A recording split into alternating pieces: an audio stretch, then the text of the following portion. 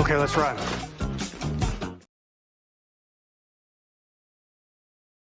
You become part of a bigger universe. You just don't know it yet. Now available on Blu-ray and DVD. I am Iron Man. Yeah, I can fly. I just said, wow, man, what a cool suit, what a great crew, what a blast.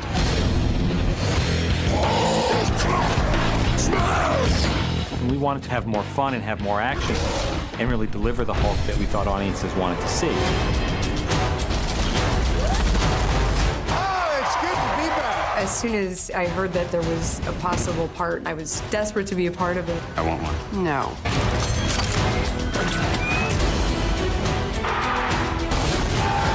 I feel incredibly excited to be sort of part of it. I thought it was such an extraordinary project. At least make it a challenge for me.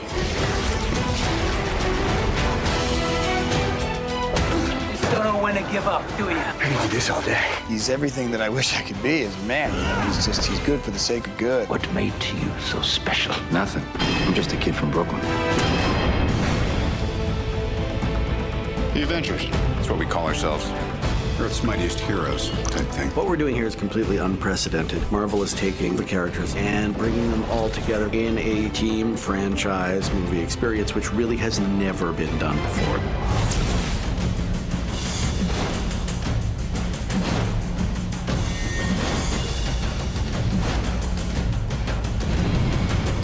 And for the first time ever, from the Marvel Cinematic Universe, Phase 1, Avengers Assemble Limited Edition Collection. Available now at participating retailers and at AvengersAssemble.com.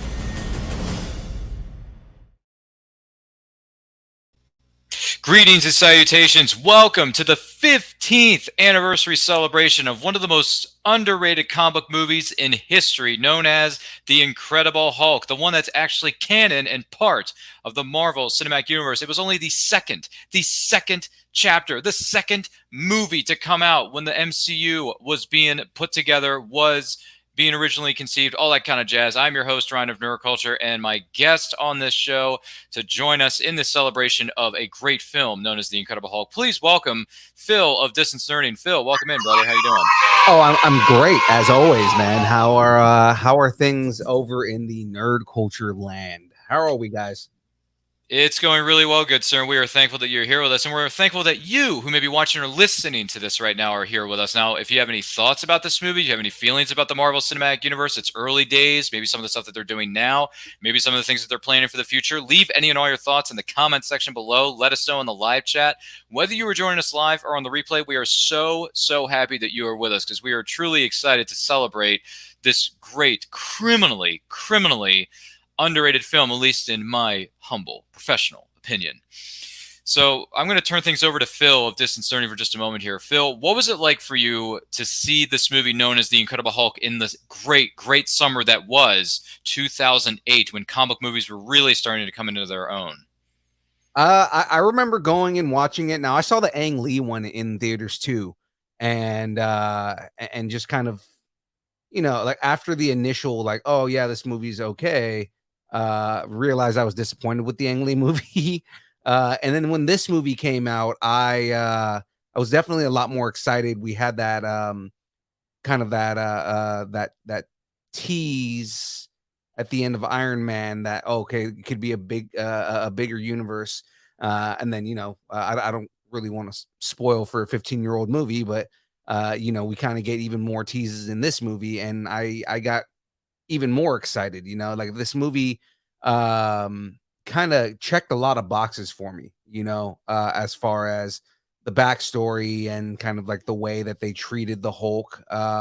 Edward Norton killed it. And yeah, I enjoyed this movie a lot. For sure, man. And for me, you know, going in to see this movie way back when in 2008, 2008 was a great year for film, but it was certainly a great year for comic book movies coming into their own with the release of, like we talked about earlier, with Iron Man being the first film. And then you get the tease at the end of it, Nick Fury saying, hey, you're part of something even bigger. You just don't know it yet. And the people who are watching that movie that night, they didn't know it either. None of us knew this was going to happen. I had no clue. And I was thinking to myself, wait a minute, is he talking about like the the Avengers team, like the actual team from the comics? Is that real? Is that like a real deal? And then we get, and then you know, month and change later, we get this movie coming out. This is way different than what happened in 2003 with Ang Lee. I remember seeing the Ang Lee film on Divida. Yes, I know Divida. Sue me.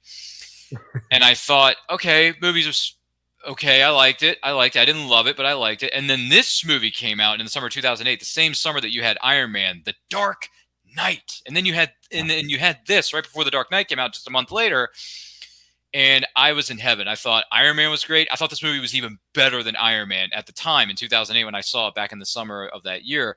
I really enjoyed it. I liked it. It gave us enough action. It gave us enough adventure. It gave us a really quick, which we'll see here in a moment, the origin story, what the story was with Bruce Banner, how he got to this point, what's the story between him and Betty Ross. Yeah, I know, Betty Ross, two different people, okay? Just two different people. But yeah, Betty Ross, and by the way, great cast you had here in this movie with Edward Norton, Liv Tyler, who I wish she would get more jobs, more gigs, more projects, because she was good for what she was in the Lord of the Rings trilogy, even though her part was kind of minimal. And then she really came into her own with this movie. I thought, Liv Tyler, give me more of this. Like, give her more gigs, because she's good in this. She's really, really good in this. And then also you get Tim Roth as the antagonist. And also you get the late, great William Hurt as General Thunderbolt Ross. William Hurt, rest in peace, kind sir. You were a great actor of your generation, of your time, and you were a great actor for many generations, including the great underrated film, Tuck Everlasting. Yeah, that's right. I said it. Tuck Everlasting. It's one of his best movies and one of his best performances. Also, some people are chiming in here in the chat already. I want to say hi to you guys. Dave Manley says, don't make me hungry. You wouldn't like me when I'm hungry. Yes, Dave, I understood that reference. Dave Manley says, I've always been an Edward Norton fan. Dave Manley says, I'm with you, Ryan. I still like the movie The Incredible Hulk more so than the first Iron Man film. Wow. Okay. All right. What a cast. Ed Norton, Liv Tyler, William Hurt, Tim Roth. And who doesn't love Tim Blake Nelson? That's a fair point. And like the great thing about this is, like, you know, characters from this movie are still in the MCU now. Like, of course, you know, we had a switch in actors for the Hulk himself, but I mean, you know, we had William Hurt for the longest time still playing Everett Ross. We still have, or I'm sorry, not Everett Ross, Thunderbolt Ross. And then Tim Roth just made his comeback in She-Hulk. And we just got an announcement that Tim Blake Nelson's coming back in the new Captain America movie. So I mean, like, you know, it's kind of cool that we're, you know, still seeing these characters, and he's going to be coming back as Mastermind too, which is freaking great. Wow. Okay. All right. And then I believe, is it Jamez 5000 says, is the Hulk the right shade of green though? I think so. I don't know if it was an inside joke or not, but yeah, I think he's the right shade of green. At least in this movie he was, because in Ang Lee's Hulk, he was still green, but at the same time it was, yeah, I don't know. I got to be honest with you. This is a fun fact. Ang Lee's Hulk I haven't seen in a long time, but it is currently streaming for free on Tubi. If anyone wants to go back and watch that film, and I'm just throwing that out there. There were a couple different things that I had problems with in Ang Lee's Hulk. Like, again, after the fact, Hulk dogs. The Hulk dogs was like the number one thing I was. That made no sense to me. Literally about to say the Hulk dogs. That didn't make sense. Like, those things just kind of rubbed me the wrong way in so many different ways, man. So weird. You know, there was a lot of different things, but I mean, like, they kind of piggybacked on that movie because they didn't do a full origin story in this movie because they assumed everybody saw the Ang Lee movie and we know what the origin story is. That's a fair point. Also, Dave Manley goes on to say, I've been a fan of William Hurt since 1980's Altered States movie. Wow. That's going back a long ways. By the way, Dave Manley, I've never heard of that film. So, but hey, I'm sure you're going to let me know about it in the DMs later on in the show. Well, ladies and gentlemen, we are going to be celebrating the 15th anniversary of The Incredible Hulk here. So queue up your copy on a physical media or a streaming service or lack thereof, because I hear it's been kind of blacklisted for most streaming sites. But check it out. We're going to watch the movie. We're going to start at the 3-second mark as the Universal Pictures logo is starting to appear on screen and develop and all that kind of jazz. If you have any thoughts about this movie, leave any of your thoughts in the comments, in the chat, which a lot of you already are, and thank you for being here. Don't forget to like and share this with every single person that you know. So without any further ado, let's go back to the year 2008. It was the summer, one of the hottest summers of any time, of all time, where Iron Man came out, and then 4 or 5 weeks later, we get this movie known as The Incredible Hulk, directed by Louis Leterrier, starring Edward Norton and company.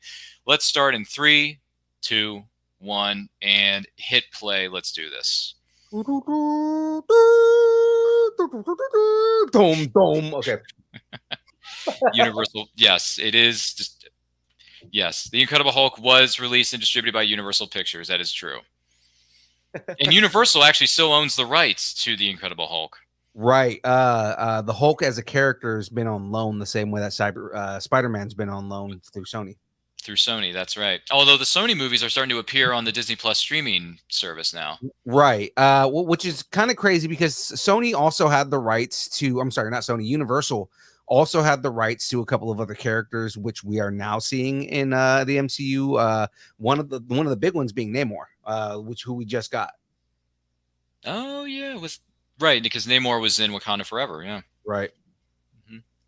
Wow, look at this opening sequence. This tells a great. I mean, they tell the origin story in 2.5 minutes. It's brilliant. Right, and again, it's more of a reminder, right? It's like, okay, this is how he becomes the Hulk, and we know this already. We know this story.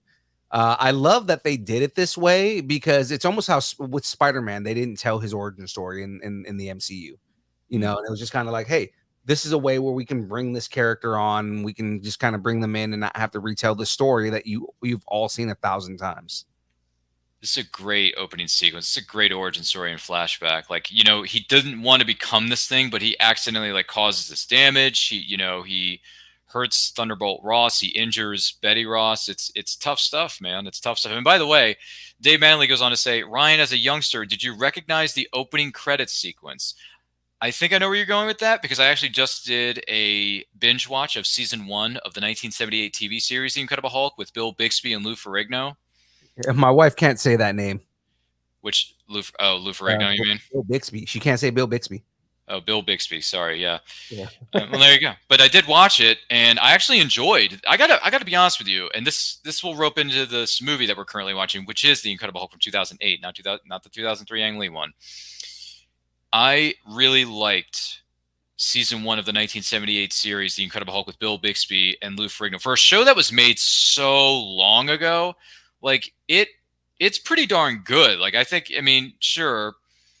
You know, you could say what you want about what it looks like, the look of it, the costumes, but it is of its era. It is of its time. But the theme song works. Bill Bixby is incredibly sympathetic as David Banner, as he's known in the TV series. He wasn't known as Bruce Banner in the... Right.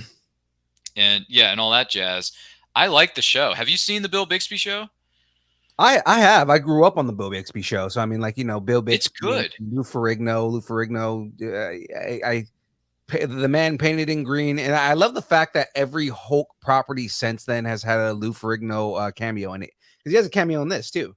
He does, which we will see. Spoiler alert: we will see that a little bit later on in this movie. And also, James Navarro. I wonder where I've heard that name before. He says, "I wonder when it was first released in 2008 if there were ideas to connect to Iron Man and if there were, plans for some kind of capacity the MCU."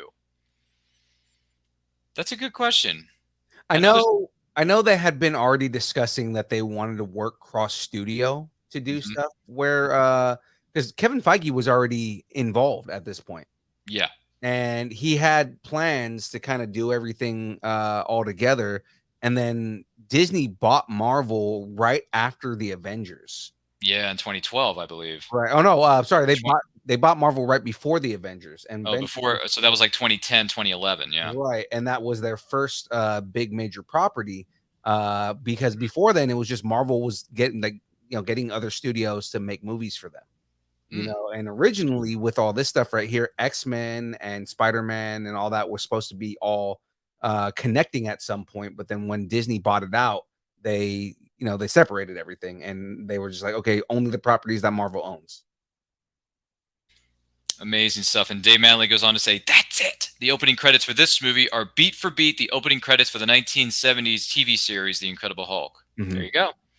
See, I like how they wink and nod to the original iteration, different iterations of the character in TV and some other things in the comics and things like that. And also James Navarro. I wonder if I've heard that name before. He goes on to say, I remember watching the Hulk TV series. It gave me Kung Fu vibes, a la David Carradine. Is that how you say it? David Carradine?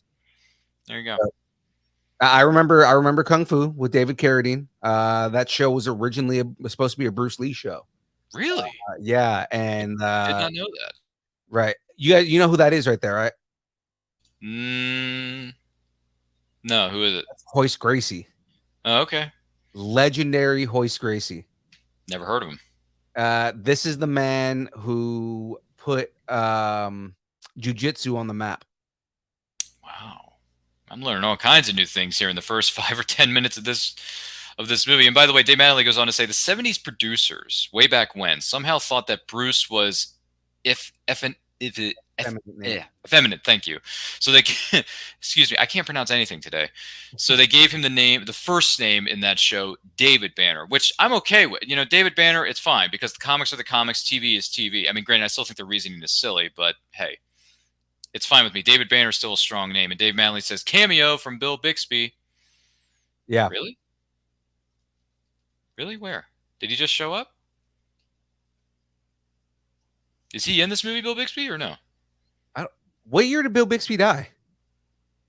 I don't know. That's a good question. I don't know. Where was there a cameo from Bill Bixby in this movie, Dave? Is that what you're getting at? I'm sorry. I'm not sure what you're trying to get out there. Again, like right now, we just had a whole thing with Hoist Gracie. Again, like James in the chat just said, first UFC champion. It's true. He was the very first UFC champion.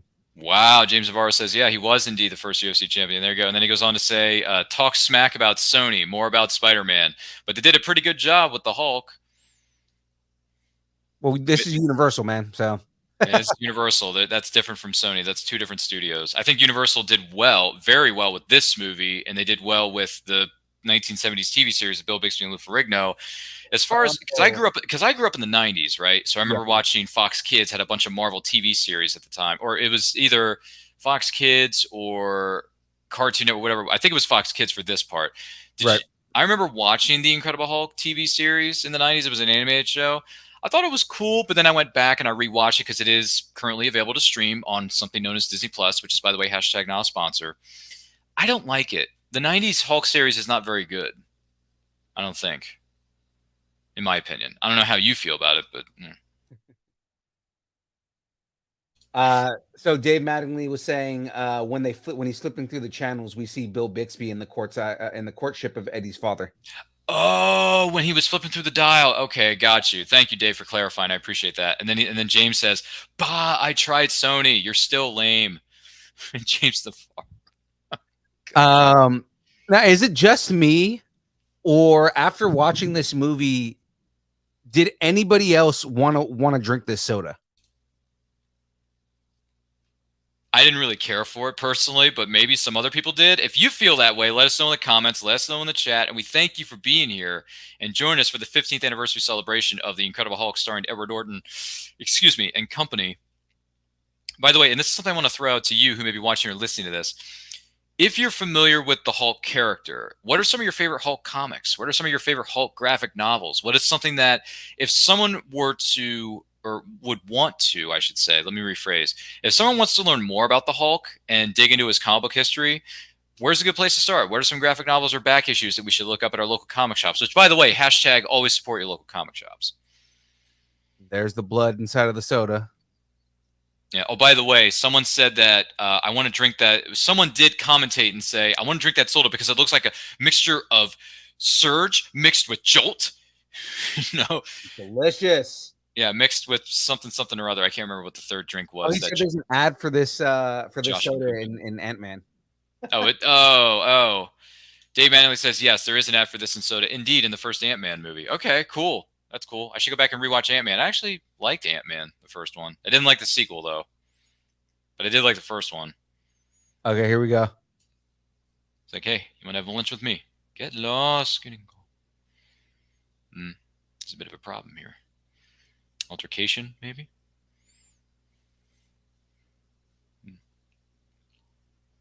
Up. Huh? Yeah.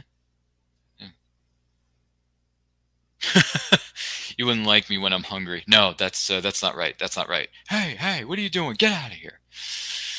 By the way, Dave Mattingly goes on to say the entire Peter David run on the character of the Hulk from the 1980s and 90s is fantastic. One of the first books that I ever got was it may have been in that Peter David. And I don't know where it's at, but it was the introduction of the Grey Hulk. Ooh, interesting. And that was one of my favorite books, just because that's Really? the book that started my interest on the Hulk. Oh, okay. I respect that. I respect that. By the way, Dave, thanks for the tip. The Peter David run of Hulk from the 80s and 90s is fantastic. I'll tell you what, Dave, I'm going to a comic store later this week to meet up with some friends of mine. Remind me in the chat or in the DMs of the runs of the Hulk to look for when I'm up there, okay? So just throwing that out. And this is for or anyone else. Like if you have a suggestion for the Incredible Hulk comics or graphic novels, let us know in the chat. Let us know in the comments. Let us know. I'd be happy to hear from you. Man, I am having so much trouble with my words.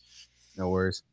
You know what's funny is like they introduced this character, Mr. Blue, thinking that they were going to make more Hulk movies, because why introduce Mastermind if you're not going to make more Hulk movies? But I thought his character name was the Leader. The Leader. I'm sorry. That's right. The Leader. I'm thinking of another character. Yeah, you're thinking. Yeah, I was gonna say. I think he's called the Leader in the comics. But yeah, I know. I would have liked when you. And this happens at the end of the film. Spoiler alert for a 15-year-old movie. But I thought we were gonna get more sequels to the Incredible Hulk, because I thought, okay, this is a good first installment. Let's get more of this. I want to see more of this character. I want to see more of his villains and his rogues gallery and all this other crazy stuff. And unfortunately, we never got an Incredible Hulk sequel, which still upsets me. Even if it wasn't with Edward Norton and you replaced him with Mark Ruffalo, I still would have liked to have seen the Incredible Hulk Part 2. Right. I mean, we got a pseudo sequel with Ragnarok, but I mean, it wasn't the same, No, it wasn't. Absolutely not. I wanted more Hulk movies because I loved this movie so much back in 2008, and I still do to this day. Spoiler alert. But still. So he's testing out, Bruce Banner is testing out a flower that Mr. Blue suggested that he can possibly cure him of this disease known as the Hulk. And he's about to let him know through an encrypted chat room. Failure. What do? Well, I used all of it. I used all of it and it didn't work. That's what happens. Oh, by the way, Dave Manley has another idea for us. He says a great Hulk graphic novel to check out is Future Imperfect. I'm not familiar with that one, Dave. Like I said, feel free to DM me later with those titles that you mentioned. And he also goes on to say something to one of your comments there, Phil. He goes on to say, yes, the reintroduction of the Grey Hulk was towards the beginning of Peter David's run on the character. Okay. So yeah, that was a great arc. You just kind of it's kind of a sad story, like kind of just like when they reintroduced that character. Fair enough. And then Dave Manley goes on to say, I wasn't a fan of the character the Abominations look in this movie, but they got him right in Shang-Chi, which I still have not seen, Dave. And She-Hulk, which I have not seen either. Dude, you have to watch Shang-Chi, man. She-Hulk, his look in She-Hulk is good too, but I mean, like, Shang-Chi is a good movie, man. Yeah, I heard it's one of the better ones. And I heard it's one of the better installments within the MCU. So, and it is currently streaming, so I can go back and watch it whenever. Oh, look who it is. Stan Lee cameo. Wow. Someone was diagnosed with gamma ray poisoning. And it just happens to be Stan Lee. God, look how young William Hurt looks right here. Mm-hmm. So sad that we lost him, though. Yeah. I wish he didn't pass away. It was sudden, too, wasn't it? It wasn't really, I don't think it was. Maestro. Maestro's easily one of my favorite variations of the Hulk. I love that character so much. Oh, yeah. Dave Manley goes on to say, in the graphic novel, Future Imperfect Hulk goes to what is known as the dystopian future to face a warlord? A warlord known as the Maestro. There's a warlord named the Maestro. Okay, that's a new one on me. Oh, you don't know about the Maestro? No. Yeah. I didn't even know there was a character in Marvel called the Maestro. I didn't even know this. Yeah, he is intelligent version of the Hulk, who also turns out to be a cannibal. It's crazy, dude. Ugh. That's no offense to people who like the horror genre, but I'm not a fan of cannibals. Well, Maestro, he's because he's a villain straight up, but like it's a future version of the Hulk. I can tell. Dave Manley goes on to say, William Hurt was only at the age of 58 when this movie was made. Yeah, he was already 58 when in this movie? Yeah. He doesn't look it, though. It looks like in his late 40s. Yeah, easily. Or, like in his, what do you call it, like mid to late 40s? I would say late 40s he looks like in this movie, to be honest, if not like right at 50. Because he has the right hair and the mustache. Like everything is like so perfect for this character. Yeah. So we're introduced to a new character by the name of Emil Blonsky, played by the incredible Tim Roth, who knows how to play good, but also knows how to play bad. Yeah. Very well. It's evident by this character, like, because, Emil Blonsky in this movie is very kind of smug but loathsome at the same time, and then he's a very likable character in She-Hulk. Once again, I have not seen that show. Yeah, that's why I didn't give away too much, because I figure you need to go watch it, man. Well, I see not someone, but it was on the internet. There was a trailer that, or I think the trailer for She-Hulk, or one of the later trailers for She-Hulk, introduces saying, "Hey guys, Abomination shows up." I'm like, oh, really? They finally bring him back 14, 13 years later? Took you long enough. Like I said, you should have brought him back for Incredible Hulk 2, but you never did. Because you never made the sequels, which ticks me off to no end. I wanted an Incredible Hulk trilogy at the very least. Oh, the Immortal Hulk, man. Dave Mattingly was talking about the Immortal Hulk, which is a more recent one. He says great comic run is the Immortal Hulk. Oh, okay. Who wrote that one? Who wrote the Immortal Hulk series, Dave? Let me know so I can. And like I said, DM these to me so I can look them up when I go to my comic shop later this week.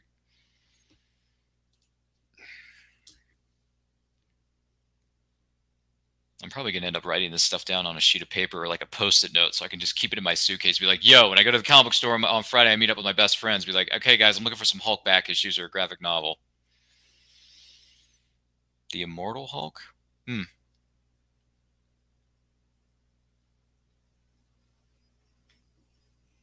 So now they're in an armored vehicle or like it's not a tank per se, but it kind of looks like one, but I don't know.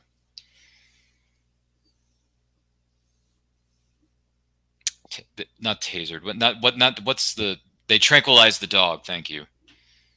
They were tranquilizing the dog. Yeah. Oh, Immortal. What was it? Immortal Hulk was written by Al Ewing. Is that how you say it? Al Ewing? Al Ewing. Okay. All right. I have to look that up at some point. Like I said, I may have to look it up at the comic store.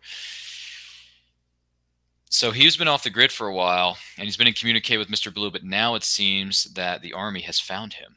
So Bruce Banner may or may not get captured here in a minute. Go now. Open the door. Boosh. Oh, there's his dog. You realize like the lack of Hulk that you see in this, like throughout this movie. Because you get him, you do eventually get him, and then you see a lot of him. But I mean, like just the beginning of this movie, there's not much Hulk in it, which is actually very, very smart and kind of builds it up. Builds up the tension too. Right. Because he's on the run. He's on the run from the law. He's on the run from the government. So he can't really afford to change into the Hulk because he's got to stay underground. He's got to stay off the grid. Bye to Gina. I think her name was Gina, the character. Gina was hot. I got to be honest with you. She was in this movie. I don't know who plays her, but man, she was very pretty in this movie.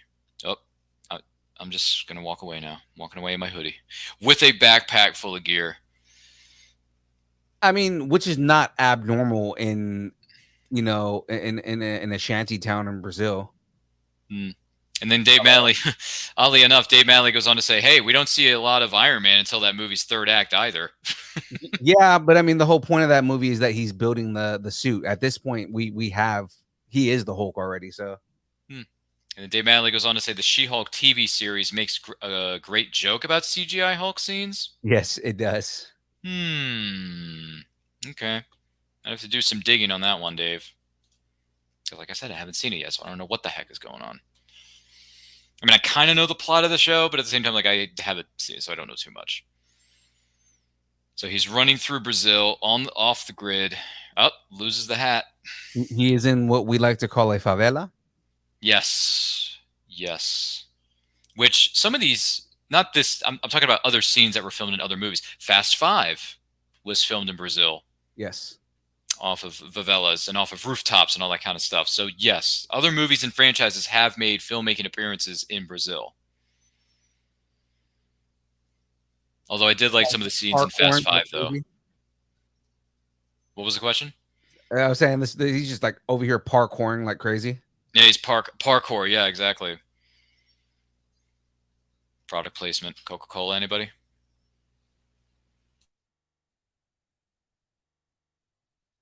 Uh-oh, heart rate's getting too high.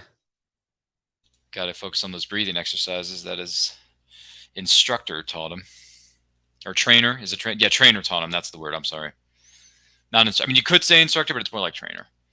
Yep, he's going for him. He's going for him. He's going for him. Come on now. Keep running, man. Keep going, man. For those of you just joining us, we are celebrating the 15th anniversary of the MCU movie and criminally underrated comic book movie, The Incredible Hulk from 2008, starring Edward Norton and company. If you're just joining us, feel free to keep your copy in a physical media or streaming service. And we are currently at the, what mark are we at here, Phil? Trying to get to it, but of course, because it's a Blu-ray, it won't let me do anything without changing it. Hold on. I'm trying to press buttons and not mess with. There we go. Found it. All right. We are at the 20:45. 20 minutes, 45-second mark here in the movie. So if you're just joining us, keep your copy now. Watch it with us. Share your thoughts about any and everything, the Incredible Hulk as the movie or as the character. What are some of your favorite comic runs featuring this character? What are some of your favorite TV shows, favorite movies? Maybe you like the Ang Lee movies. Maybe you like the 90s animated show that was on back in the day on Fox Kids, something like that. Leave any and all your thoughts in the comment section below. We appreciate it. Dave Madley, thank you. Appreciate that. He also goes on to say the Bourne Supremacy movie also has a great rooftop chase within it. Yes. Which one is... I'm pretty sure he just killed a bird right there. Oh, did he? Did you see how he just like kind of tossed the cage? Oh, yeah, with the... Oh, Emil Blonsky's character. Yeah, I'm sorry. I got lost there for a second, but yeah. Is Bourne Supremacy is the second one? Yeah, it's the second one. That's not the third one. Third one is Bourne Ultimatum. That's a good point, Dave. By the way, Dave, I haven't seen the Bourne movies in like forever, man. I haven't seen that original trilogy in forever. So, I don't know. Maybe one of these days I'll go back and... I think... Aren't the Bourne movies currently streaming for free on Tubi? I think they are. I think they're for free on Tubi right now. I might have to stream that. By the way, Dave Madley goes on to say there's a more recent Hulk cartoon called Hulk and the Agents of Smash. That's a lot of fun, he says. It's a really good show. Is that on Disney Plus? It is on Disney Plus. Cool, I can stream it then. Channel. What was that again? It was actually on the Disney Channel. Oh, okay, right. So that's yep, that'll be on Disney Plus. Hashtag not sponsor. There you go. Don't hurt me. Don't hurt me. Stop, please. Me angry. Very bad. Don't make me angry. It's not good. It's very bad. Hulk and the Agents of Smash. Hulk was played by friend of the show, Fred Tatasciore. Really? No kidding. Yeah, very bad. Man, he keeps punching him in the gut. One of the guys just got a tranquilizer put in his back. Or no, it was by his shoulder, excuse me. Yeah. Oh, green eyes. Green eyes. There goes the watch. Hey, lady, I got her watch. Watch just went off. Dave Madley says the Bourne movies are officially on Peacock and Fubo. Fubo was another like free. Oh, I never heard of Fubo. I've heard of Pluto TV though. It's like Pluto TV. All right, thank you. That makes sense. All right, well, Dave, I can always stream those at another point. Thank you. Here he is. Fubo. Well, did all three of them just... No, the other two are running, but one guy gets tranquilized. Oh!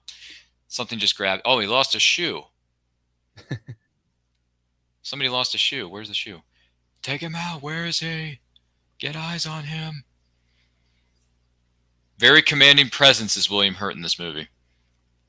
And they're just rolling off of him like nothing. Something's going on. Wow! Just grabbed that guy's night vision goggles, threw him across the room, didn't he? Oh, he's going for it. Yeah, he grabbed more than his night vision goggles. Oh, okay. He's like, get away from me. A skull and tossed him. He tossed him. Yeah, you're right. Sorry. I'm trying to get my descriptions right. Ooh, threw the guy into a power grid. Anyone else want that power? What is it called? A power juice or power cola? Whatever it's called. It's like a Surge mixed with Jolt mixed with Mountain Dew or something.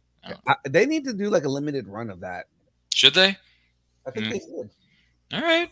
Because Lord knows you're gonna buy a couple to drink, and then you're gonna buy one as a collector's item and put it up you're gonna put it in a display case with the rest of your Marvel stuff, right? Yep. Speaking of which, do you have any Marvel Legos that you've been putting together? I have a couple actually. So I did Groot a while back. I've done the Nano Gauntlet. I've done the Infinity Gauntlet. I need to get Star-Lord's mask. I want to get this one's expensive, but I want to get the Black Panther bust that came out. Ooh, yeah. Yeah, it's big though. That's the only problem is like I don't know if I have anywhere where I can figure out what. Oh, you don't have a space for it? Not really. That's kind of I also have the Carnage and the Venom heads. Sure, yeah. And then behind me, actually, I've got like a Miles Morales Spider-Man like thing. Above me right here, I have an Iron Man and a Miles Morales like portrait face thing. Nice. I like that, man. You got some good stuff there. Yeah. Within the collection, I mean. And Dave Manley goes on to say, voice talent from what is known as Hulk and the Agents of Smash includes Fred Tatasciore. Clancy Brown's in that? Yep. Seth Green's also in it. Eliza Dushku. Seth Green, Eliza Dushku, J.K. Simmons. Of course, it's J. Jonah Jameson, because no one else can play J. Jonah Jameson. I'm sorry. Not anymore. Not at this point. Yeah, because now that he's played J. Jonah Jameson in 3 different universes. Yeah, so they kind of can't recast him at this point. So good luck with that. He's done it in in the first Spider-Man movies. He's done it in the MCU. Now he's J. Jonah Jameson, and then Spider-Man Far From Home. Right, and then he's also J. Jonah Jameson in Spider-Verse. In the Across the Spider-Verse? And Across the Spider-Verse, he plays J. Jonah Jameson. Wow, what a great actor he is, isn't he? Mm-hmm. Boy, that's a heck of a cast there, Dave. Thanks for the heads up about what is known as Hulk and the Agents of Smash. Now, I got to really stream this now because now you got me really curious because that's a great cast. Who's this? Must be a girl. What is she? Who is she? A girlfriend? She's not of your concern. What did he say? She's like, it's not your concern. It's just ancient history. They closed the book on that a long time ago. Pack up your stuff and move out. Yeah, she's not important. Or so he thinks. Turns out she's the most important character there. Pretty much, yeah. By the way, are we going to discuss what just happened back there? Because what that was not normal. It's something, I mean, really big.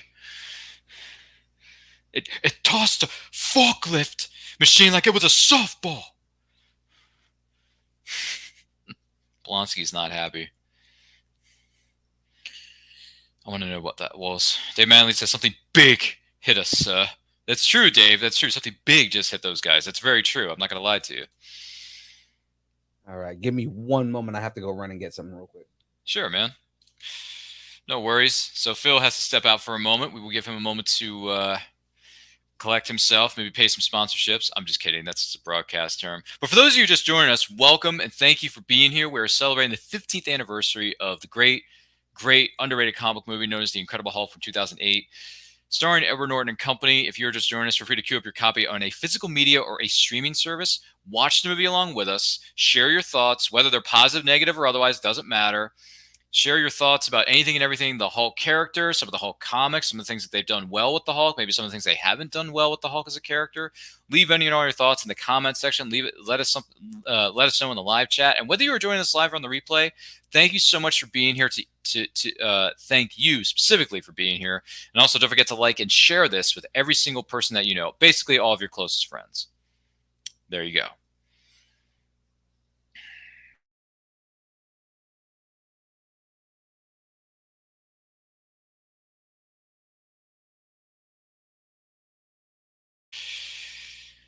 And Bruce Banner is now awakened after he turned himself into the Hulk, and he had to, defend himself from Emil Blonsky and the soldiers from the U.S., the U.S. Army coming after him. Days without incident now has been lowered down to 1 day without incident. And by the way, Dave Manley goes on to say, when I first saw Emil Blonsky super running after his first injection, I knew Marvel could finally do Captain America right. Wow, okay. Good point. That is a good point, Dave. Thank you for sharing that with us, or sharing that thought with us. We appreciate that, man. For sure. Bruce Banner's trying to get help. He has no clothes. His pants are torn. They're ripped to shreds. He's cold. Kind gentleman on the road with a van has pulled over and decided to help him. And now they're on the way into a village that's near Guatemala. So there you go.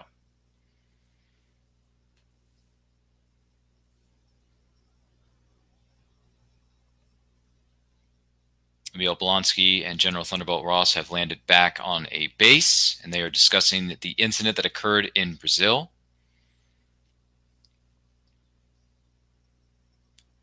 This is a whole new level of weird. Tim Roth is a really good actor. I mean, he can play a protagonist, antagonist. He can flip between the two. I mean, he is a really good, capable actor. I know he did a short-lived TV series called Lie to Me. I've seen clips of it here and there. I've seen promos for it here and there. Haven't actually watched the show. I know it's currently streaming somewhere. I can probably go back and watch it, which there's a part of me that does want to go back and watch that because I just like Tim Roth as an actor. So we'll see what happens with that. And now the title says he is in Chiapas, Mexico. I hope I'm pronouncing that right. If I'm mispronouncing it, I apologize. But this is a globe-trotting movie. Like, we're all over the place here. And Dave Manley says, Lie to Me was great. It was a great TV series while it lasted. And there you go, Dave. Thanks for sharing that with us, man. And I see that Phil is back in the studio. With his movie Popcorn, which is very important. Very important. Yes. Can't watch a movie without popcorn, and whether it's a soda, a water, or any other kind of drink, to wash it down with. Hey, there you go. There's a fair point. Do you put butter on that popcorn though? Absolutely, butter and salt. There you go, man. Yeah, I mean salt a little bit, but mostly I just keep it to the butter for me. That's Butter and salt isn't a bad combo on popcorn. So if you guys want to do that, hey, feel free to fix yourself a nice small bowl of popcorn if you want. That's up to you who may be watching or listening to this right now, whether you're in the comfort of your own home or your office or wherever you may be. Blonsky, come on into my office.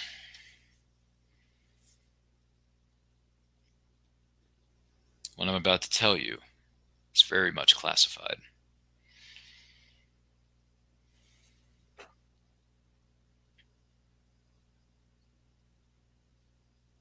Summer 2008 was a great summer.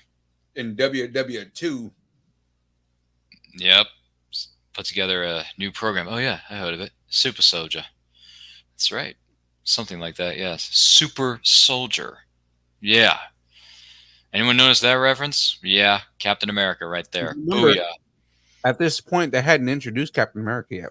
Yep. They were just making references. Or what was it called? Dropping Easter eggs, I should say. I'd say something went wrong in 1940s. We tried the Super Soldier program. We managed to create one, but then something went very wrong. And then he experimented with gamma radiation. And something went very, very wrong or went very, very right. Oh, I didn't know this, Dave Mattingly. Stan Lee, the pizzeria owner in this movie, was the voice of Spider-Man in the original 1967 cartoon? Are you... Dude, that's insane. Which I'm pretty sure he reprised his voice in Spider-Verse because he showed up. Oh, nice. Nice. It's funny. And Dave, by the way, this goes for you too, who may be watching or listening to this. I remember going into a mom and pop place called Errol's. Errol's was a video rental business here on the East Coast in my neck of the woods where I used to live in Maryland.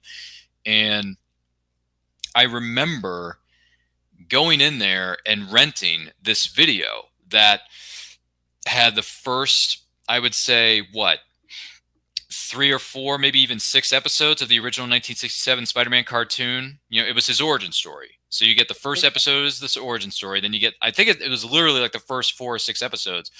And I remember going into that video store and renting that a couple of times because I had so much fun watching that. So I'm amazed, Dave. I had no idea that Stan Lee, the pizzeria owner, is the voice of the OG Spider-Man from '67. That's crazy. It's cool though. I like the paying respects to other iterations of different characters with different actors. That's great. I love that. And now we're at Culver University in Virginia, which is where I believe Betty Ross and Bruce Banner used to perform their science experiments there. Right. Or used to do their studies there. Studies for the experiments and all that kind of the labs, basically, is what I'm getting at.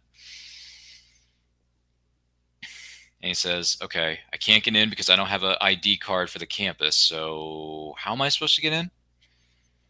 I don't know. But he is watching Liv Tyler from across the street with a newspaper. As a lot of you guys have done in the past. Yep, because it's Liv Tyler, man. I mean, you know. Exactly. Dr. Elizabeth Ross, cellular biology is the department that she works in at Culver University in Virginia. So there you go. Booyah.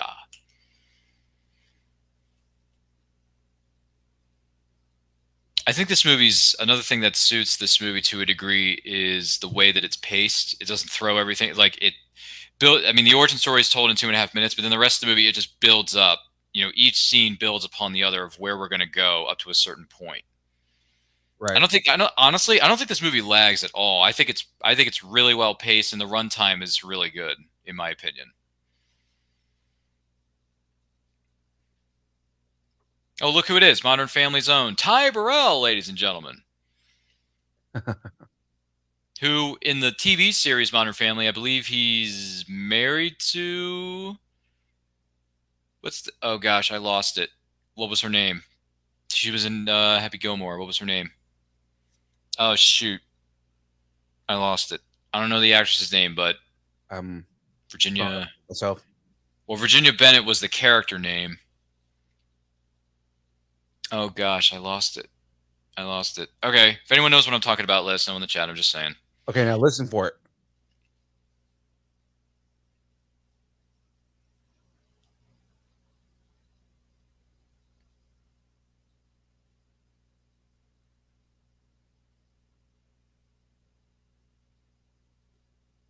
What am I listening for?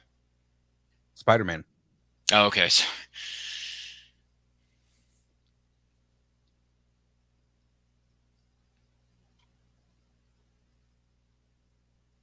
I can't believe that's Spider-Man from the 60s. That is insane.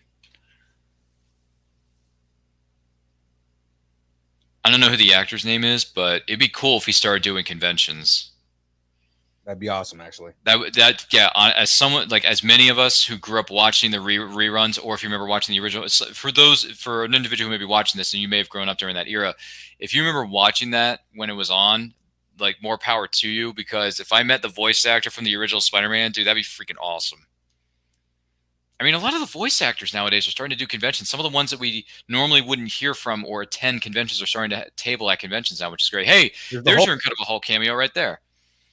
Oh, man, I'm gonna catch heck if I don't make payment on this one. I'll tell you what, I'll give you one of these for free. It's on the house. Look who it is. It's Lou Ferrigno. Going in there. Thanks, brother. See, there you go. It's goodness gracious. And let's see here. Eric Ruiz says, "Time for the call of James." I don't know what that means. So it's an inside joke on our show. Oh, okay. Anytime James isn't on the stream, and you'll see in his next comment, if you say The Rock sucks 3 times, he shows up. Oh gosh! And then the guy Bruce delivers pizza to who goes on to play Peter Parker's teacher, Mr. Harrington. Wow. Lou Ferrigno played Lou Harrington? No. The person who Bruce delivers the pizza to in the lab, the computer guy you're going to see here in a second. Oh. That guy goes on to play. There he is. He goes on to play Mr. Harrington in the movies. Peter Parker's teacher. That's crazy. Man, delivers pizzas too. Goes on to play Peter Parker's teacher. And then Eric Ruiz says, "Rock sucks." There you go. Uh-huh. Dave Manley says, "Give Lou Ferrigno a pizza because you wouldn't like him when he's hungry." That's a good point. I actually had pizza for dinner earlier tonight, Dave. So there you go. You're welcome. Dave Manley says Martin Starr is the actor who plays Mr. Harrington, aka Peter Parker's teacher in the later Spider-Man movies. That's crazy, man. I didn't know there were so many Easter eggs and like actors who have played previous roles or would go on to play future roles within the MCU or outside the MCU. That's crazy. Eric Ruiz says it's funny because last night I watched the episode of Modern Family where Edward Norton appears. Edward Norton shows up in Modern Family? Jeez. I mean, I'm not surprised. I didn't know he showed up in Modern Family. Gee whiz, man. So he's in contact with Mr. Blue, trying to figure out what are we going to do about this, because I'm trying to find my data. I can't seem to find it. It's gone. And he says, well, what are you going to do next? Well, I don't know. I got to keep moving, right? So Dave Manning says, Edward Norton virus scan. Wink, wink. I understood that one. Oh, I'm sorry, folks. We're closed. Oh, Stanley, come on. It's Friday night.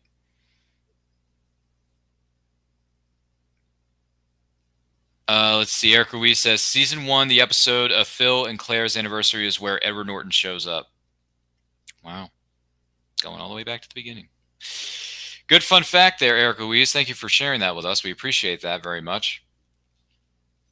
Liv Tyler is so beautiful in this.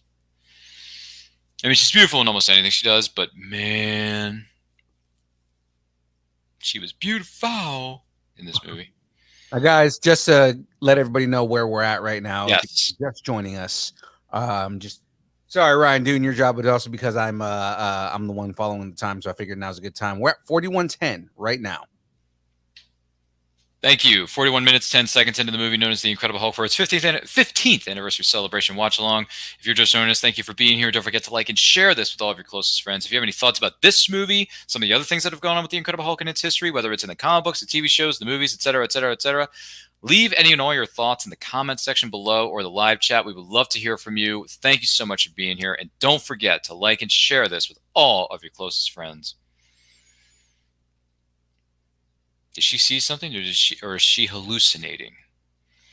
Edward Norton, I can't see you. I can't see you. By the way, Dave Manley goes on to say, Liv Tyler's dad played the theme music for the 90s Spider-Man cartoon Aerosmith. That's true. He did. Please just tell me the truth. Spider-Man.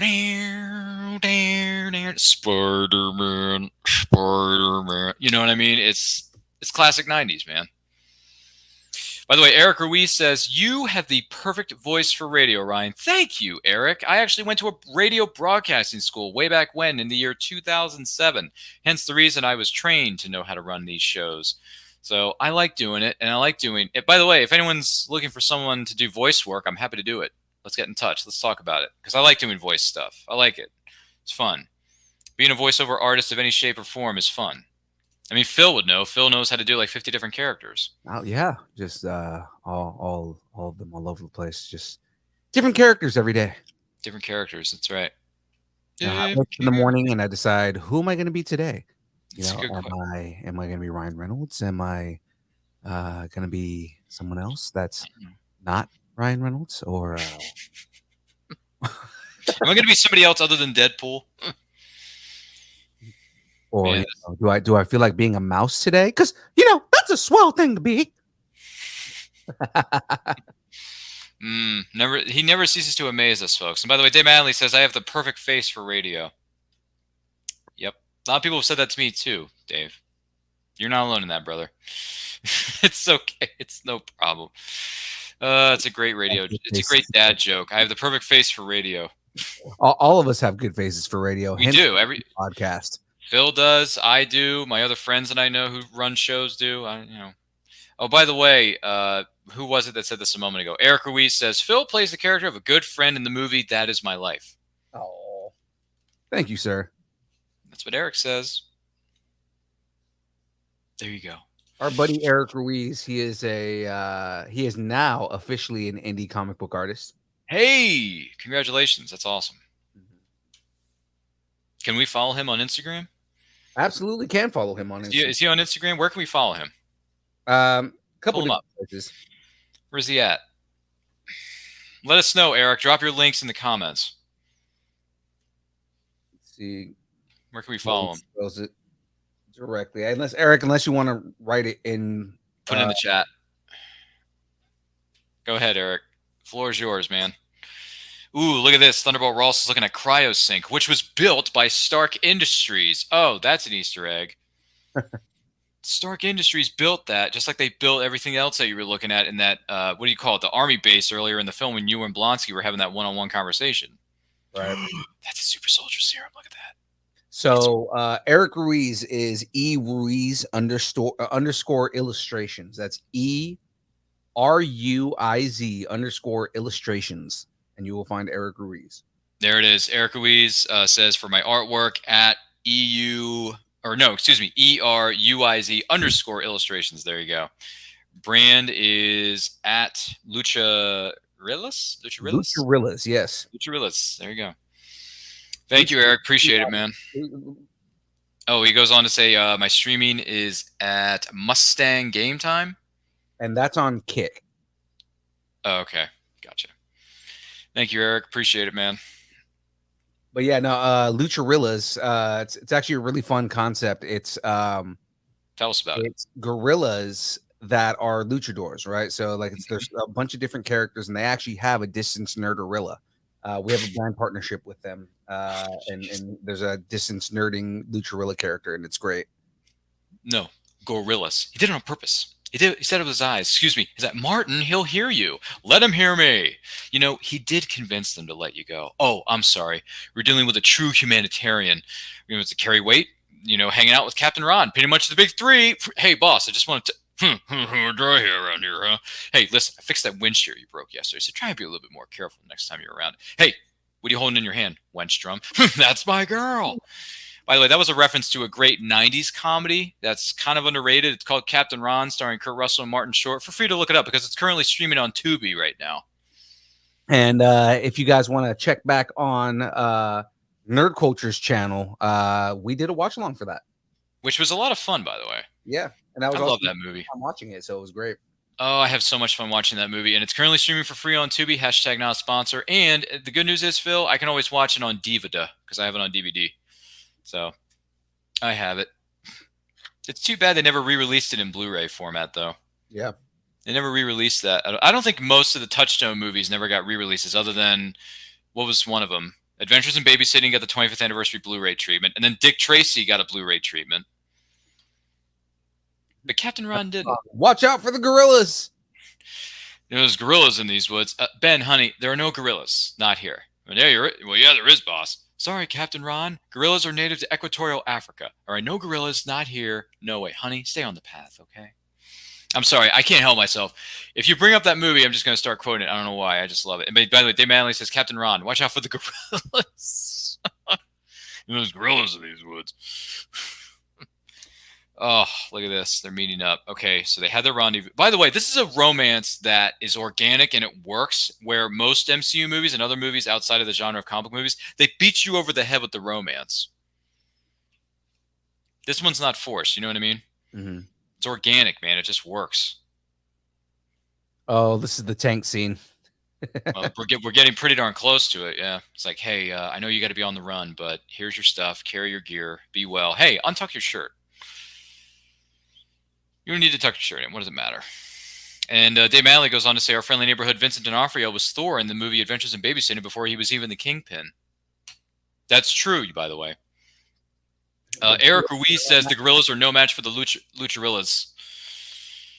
So, wait a minute. Did you see something? Here it is. You gotta get as far away from me as you can, all right?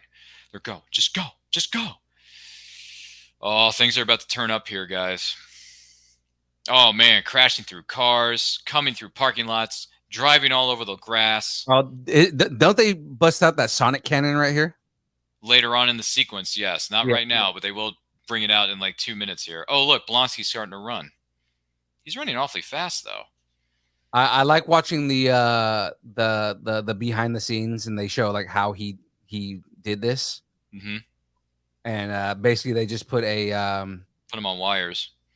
It was a combination of wires, but then they also put like a moving escalator floor kind of thing.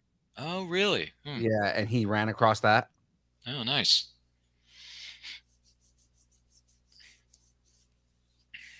Things are about to pick up steam here. Oh, but Betty Ross doesn't want to get away from him. She's trying to help him, or she's trying to fend off the armies, trying to, attempt to, capture him. Excuse me. That's the word, capture him. Man, they're on a college university. Like there are like innocent people in this library, in this campus, dude. Oh, gotta take the data. Gotta take the data. What are you gonna do with the data then? Because it's on a flash. It's on a thumb drive. Oh, Straight up pogues, military term, but like you can tell from their equipment that these guys are not infantry. no, oh yeah, that's another one. Yeah. Stop what you're doing. Stop. I know that you're in there. Dave Manley goes on to say, subtle super soldier touch there, showing all the other soldiers out of breath when they caught up with Blonsky. Yeah, good point. Mm-hmm. Coming out of the tank now. What are you doing? You can't do this. You shouldn't be here. Someone put her inside. Wait, he's in the overpass. Here it is. Hold him, but do not engage. Hold him, but do not engage. And Dave Manley says, does that make Hulk a thumb sucker with the thumb drive? I see what you did there. Oh, boy, Dave. Thumb drive. Thumb drive, thumb sucker? Come on, man. Whoa, what are those, gas cans? Oh, Yeah. my goodness. They're trying to smoke him out. Now he's about to go and wreck everybody's day. He doesn't want to, though. He's covering up. He's covering up. He doesn't want to do it.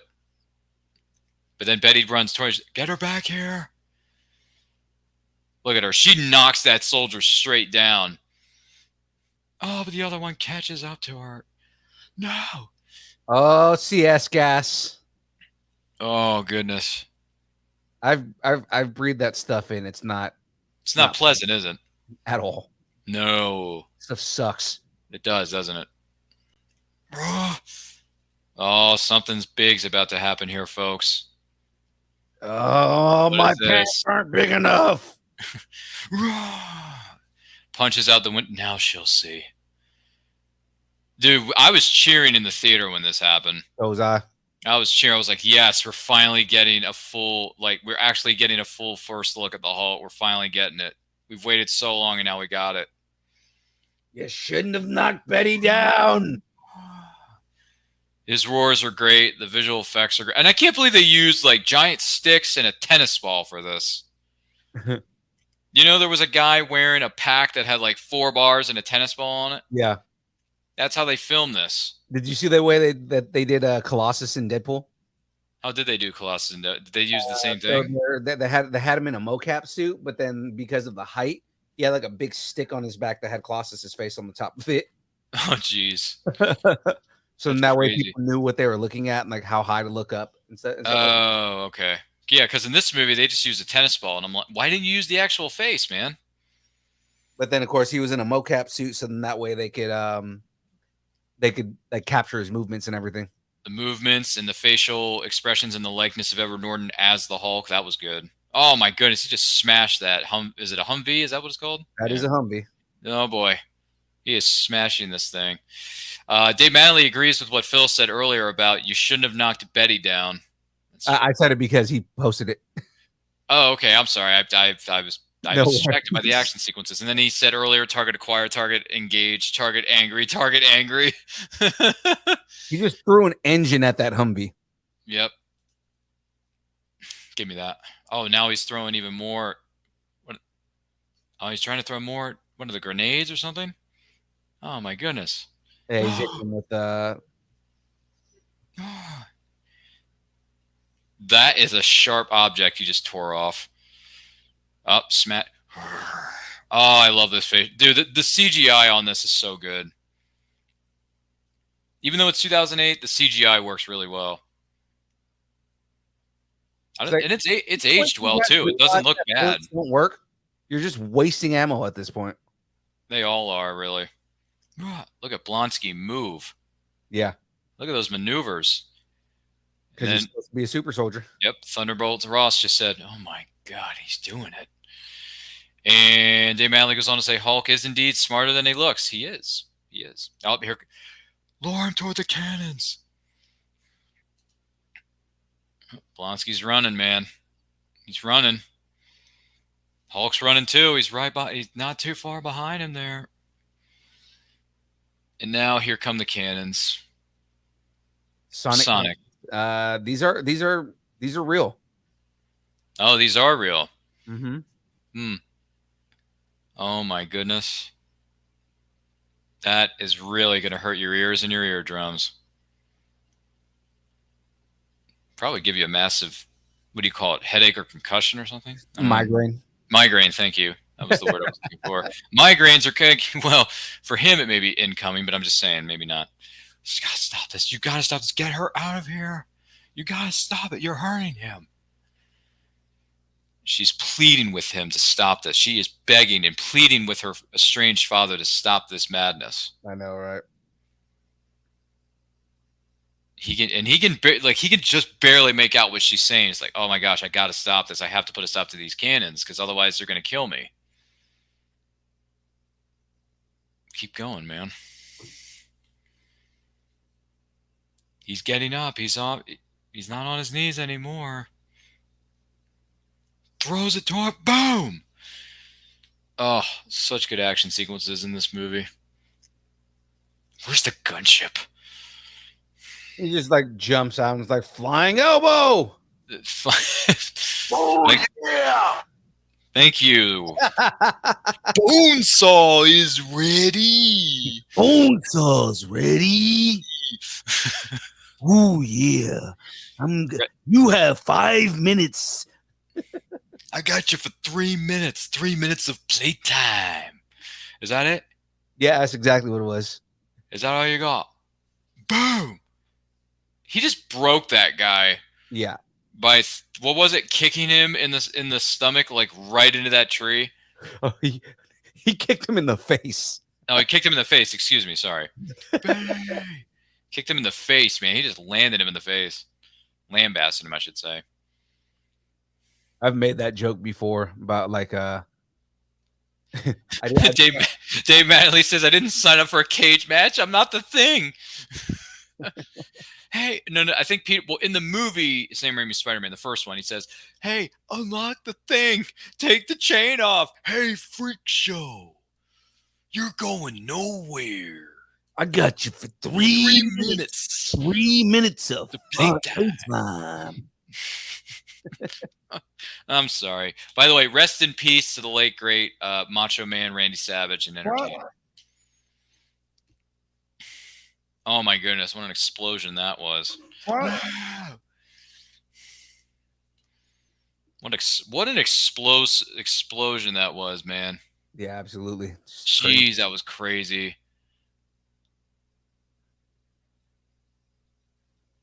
He protected her. Of course you did. He protected her. But you did this. You made that explosion happen, Ross. You made it happen, and you put your own daughter at risk. He's not happy about that.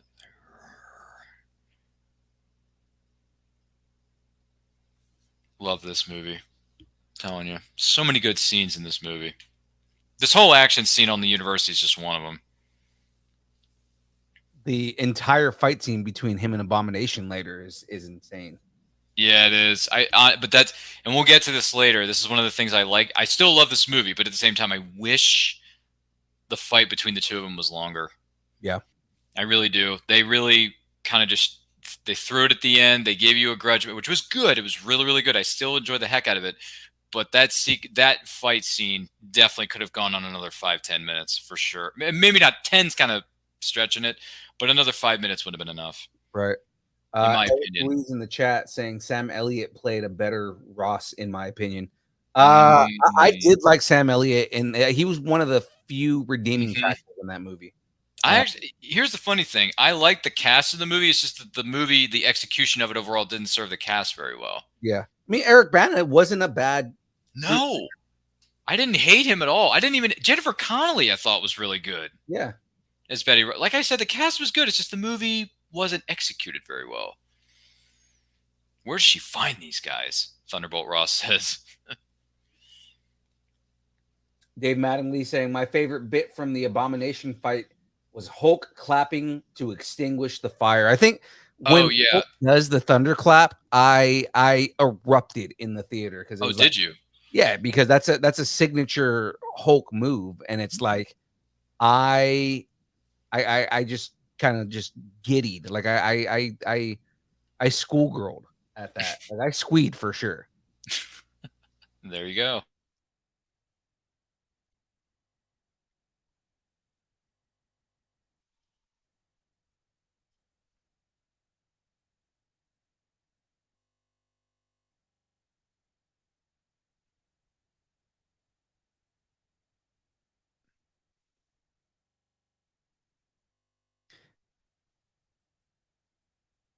Again, like one of the best things, and I know that what they were doing, the whole reason they did this was to show off, but look how the water runs off of his skin. Angry and roaring at the sky. I love it. Like, stand back. Don't worry about it. This is my problem, not yours. Like he doesn't just look like glossy. Like it looks like he has this like just kind of really rough, tough skin, and the water's beating off of it. Mm-hmm. Good visual effects sequences. Yeah. Some people have said over time that it's, and I don't know if this is true or not, is it easier to film certain sequences that contain visual effects in the dark than it is in the time of light? Is it easier to film at night than it is during the day? I don't know. I don't know. With visual effects sequences taking place? I don't know. Someone mentioned that on a documentary of making a certain, I can't remember what it was, but they said, well, it's easier for us to shoot at night with visual effects because, and then they go on to their certain reasons behind that, and I'm just kind of wondering, is that the case? Like, you have more control over the lighting if it's at night. Eric Ruiz has a potential hot take for the chat. Thomas Jane would have played a better Batman than Christian Bale did back in the 2000s. I don't know. That's a tough one because I thought Thomas Jane was pretty darn good as Punisher. I was never a really big fan of that version of the Punisher. I like it. And you know, everybody gives it a lot of praise. I was more of a fan of Ray Stevenson's with Punisher Wars. And by the way, rest in peace to the late great Ray Stevenson. Right. I felt like Ray Stevenson's take on the Punisher was better.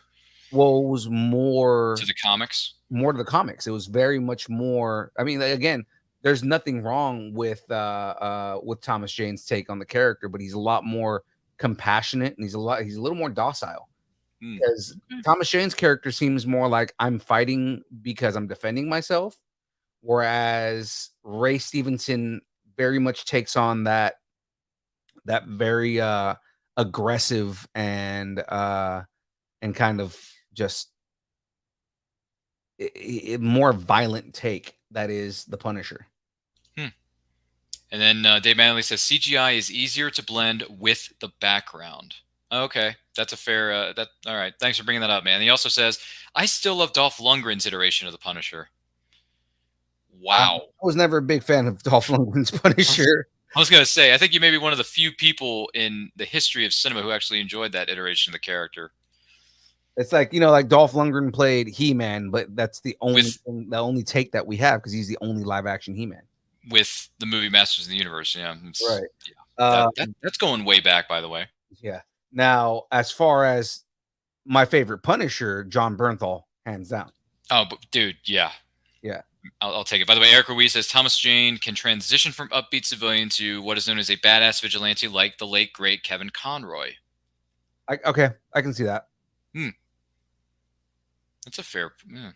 So we see that Bruce Banner is having some flashbacks, and they're not very pleasant. And for those of you who just joined us, we are celebrating what is known as the 15th anniversary of The Incredible Hulk from 2008, starring Edward Norton, Liv Tyler, Tim Roth, and William Hurt, as well as many other incredible actors and actresses.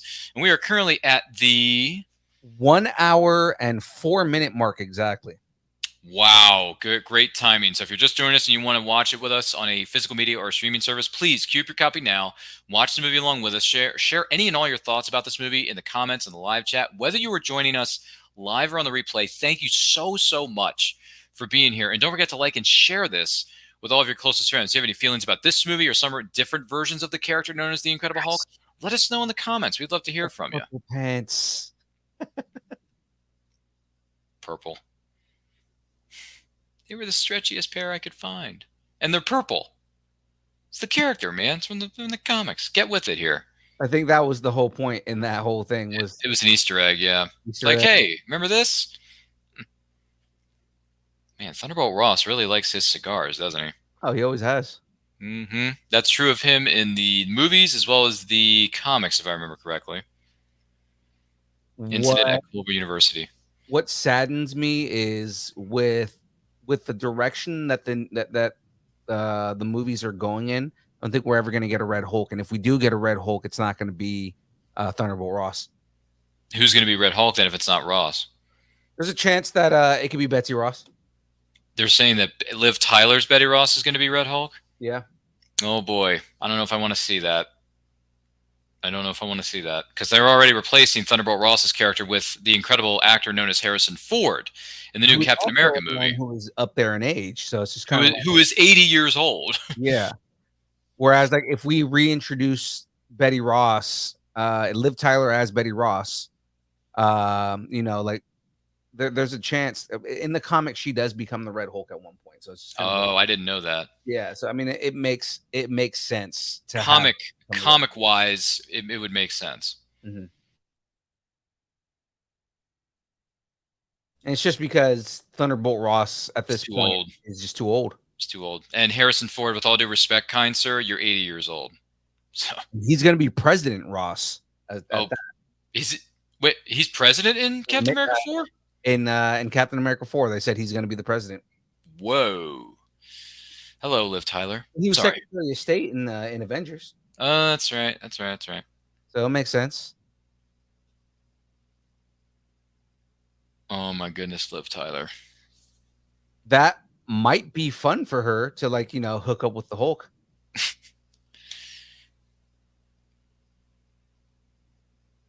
Yeah, she just said it too. She goes, "No, it's okay. I want it." Like, yeah, of course you do. Because you love each other, but then she's like, not even a little excited?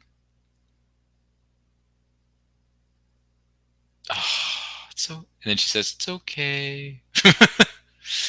Like, yeah, it's kind of a bummer. And by the way, Dave Manley goes on to say, after all, who wouldn't vote for Harrison Ford as president? Well, he did play one of the better movie presidents in the movie Air Force One.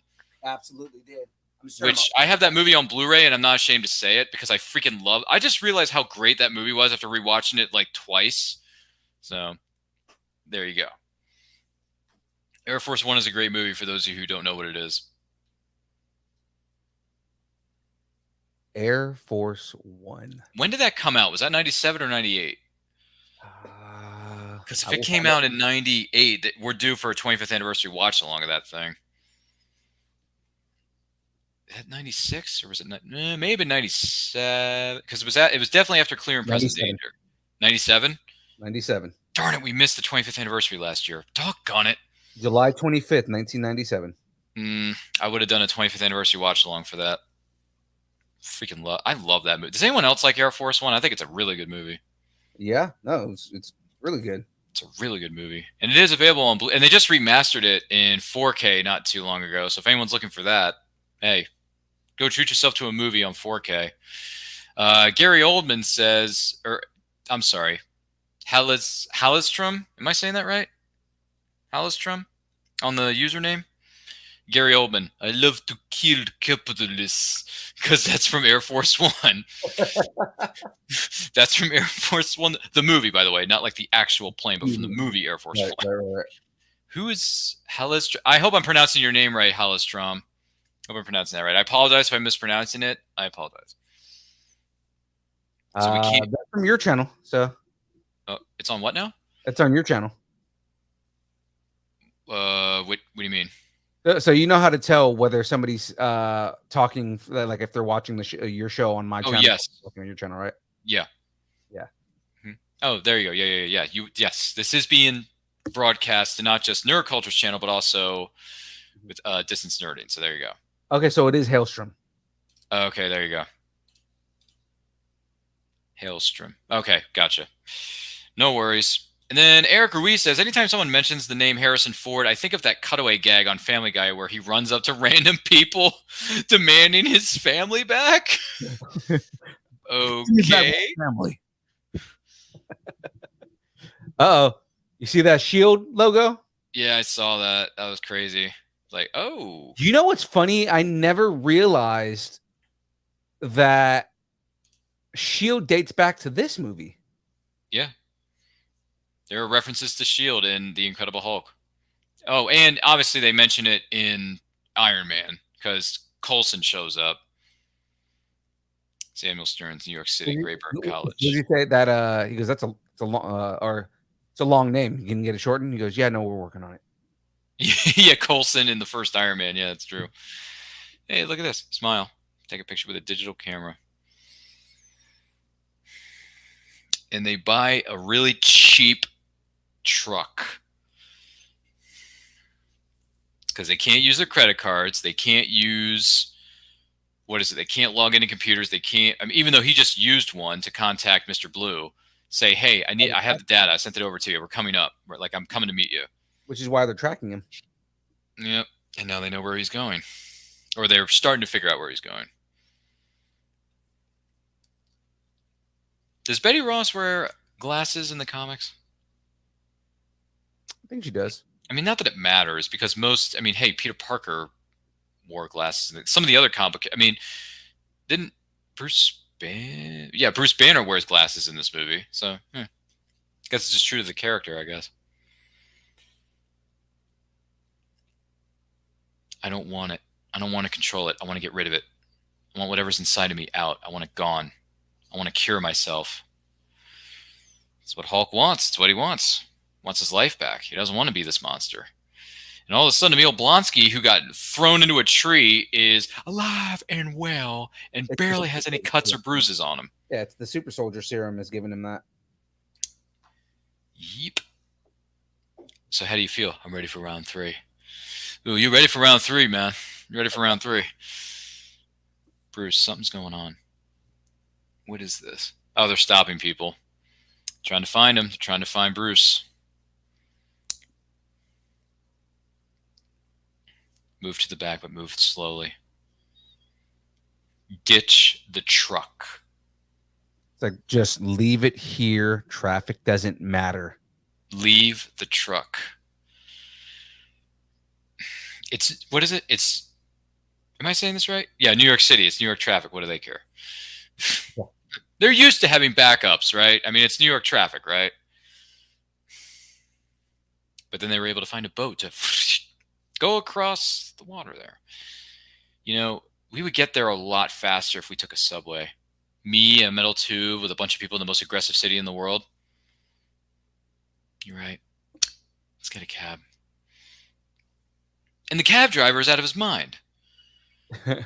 He's out of his mind. Look at this. It's horrible. This guy's definitely drunk. It's horrible driving is what. Yes, he's probably drunk, but it is horrible driving. I will say that. Ooh, he hit somebody. Oh. Out of your mind.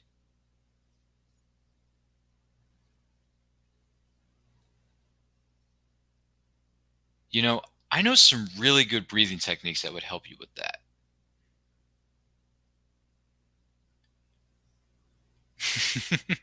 You zip it. Let's go. Zip it. It's like, don't say another word. Don't. See, even Betty Ross knows how to get angry once in a while. I have someone who wants to meet you. Oh, Dr. Ross. Dr. Ross. It's Mr. Blue, isn't it?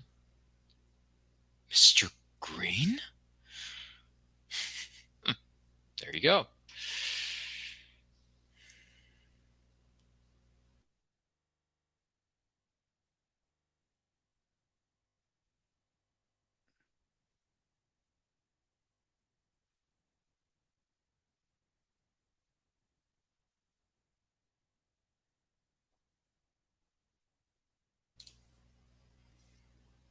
Explaining what's going on with the data.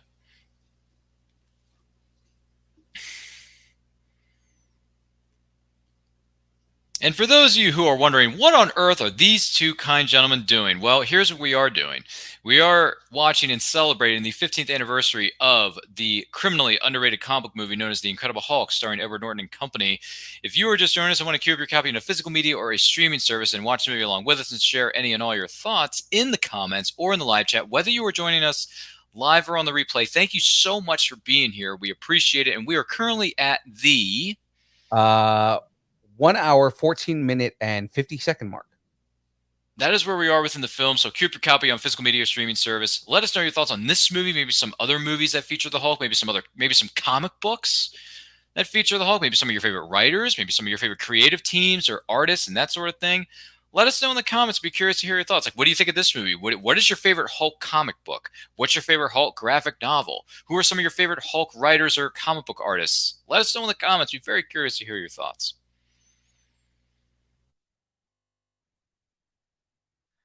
Wonder, like, if they could have, like, put Tim Roth through, like, a little more of a workout. 'Cause he's a little skinny for a dude that's supposed to be, like, yoked. Supposed to be a super soldier. That I do, like, get. So, like, soldiers tend to be, like, smaller guys. You see, like, kind of him.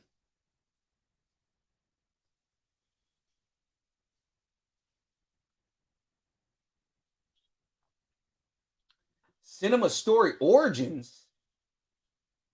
No way. Does the Bill Bixby TV show count? It does, actually. Paul, it does count. We're actually talking about how the Cinema Story the Cinema Story Origins. I'm kind of excited that you're in the chat right now, man.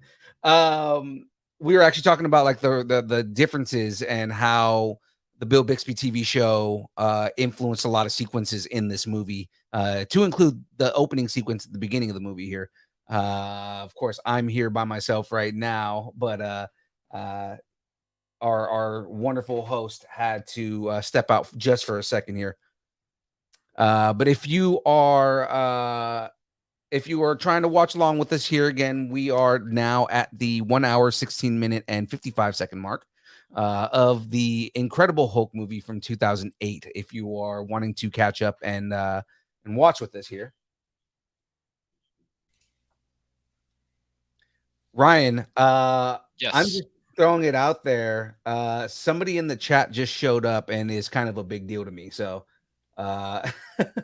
Cinema Story Origin says, does the Bill Bixby TV show count? Yes, it does, actually. Just talking about the comparisons that we were making earlier. He says, I'm looking. Again, I was talking about how he's kind of a big deal for me. I've been listening to his podcast for a couple of years. Oh, really? Cinema Story Origins? Yeah, he makes tell me about it. Basically what he does is he'll compare it started off with Disney. It used to be Disney Story Origins, and then he started branching out to more things. But what he does is he compares movies to books.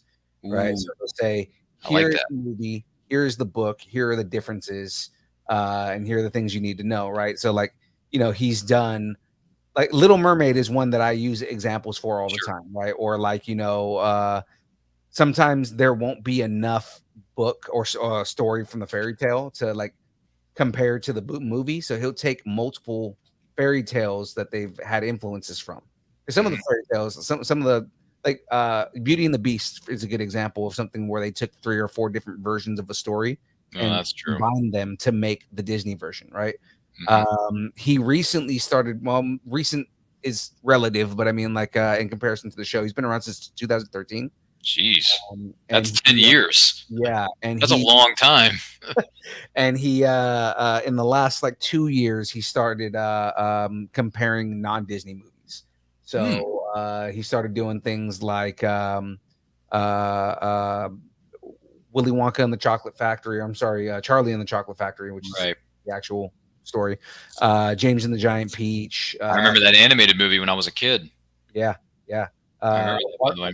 Watership Down.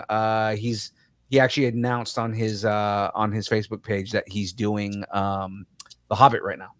Ooh, interesting. Yeah, so he's going to be comparing The Hobbit, the movie, or I guess all 3 movies, with the first book. With the first, wow, It's amazing stuff. Well, thank you for sharing that with us, Phil. And Cinema Story Origins, good to meet you. Good to see you here in our chat and watching our feed of The Incredible Hulk, the 2008 film, by the way, 15-year anniversary celebration watch along. Thank you for being here. By the way, Cinema Story Origins, feel free to drop your links in the comments or the chat so people can check out the stuff that you're doing, because this is the first time I'm hearing about you, and I'm curious, and I would like to check out your content if possible. So drop those links, man. And by the way, Eric Ruiz says, my favorite Hulk comic panel is where Emma Frost tells Hulk to join her in a mission. Then Hulk says he'd rather smash. Then Denzel Washington comes up and says, my man. Okay, that's a little risque, a little bit crazy, but yeah, it's a good joke, I guess. I don't know. Cinema Story Origins is smiling at us. So thank you. We hope you're enjoying our content, and we hope you're enjoying this live stream. Or if you're watching the replay, we hope you, who may be watching or listening to this right now, are enjoying it as well.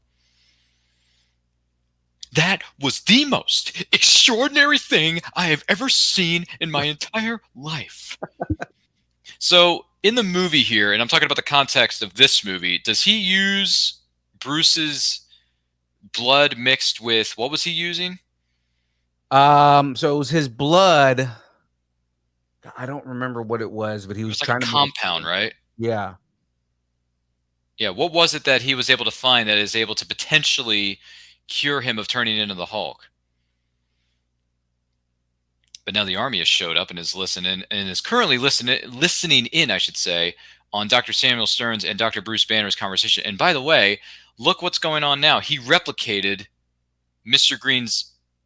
Bruce Banner's blood is everywhere now. He's got supply of it everywhere in this lab. Look at this. That's a lot of blood. You can literally make more Hulk soldiers, and that's not something you want to do. That's not something anyone should be doing. But he said, hey, I only had a small sample of your blood, so I had to replicate it so I can study it more and try to understand what is it that's affecting you and how we could potentially cure it. And that's kind of the problem is, he doesn't want people to have that kind of power. No, he says, you cannot do this. We have to destroy this supply in this lab, everything. You don't understand the magnitude of this thing. It cannot be controlled. You cannot let anyone have this. And if we let it go, we will never get it back. Blonsky's going in. I told him to wait and stand down. Blonsky's not waiting.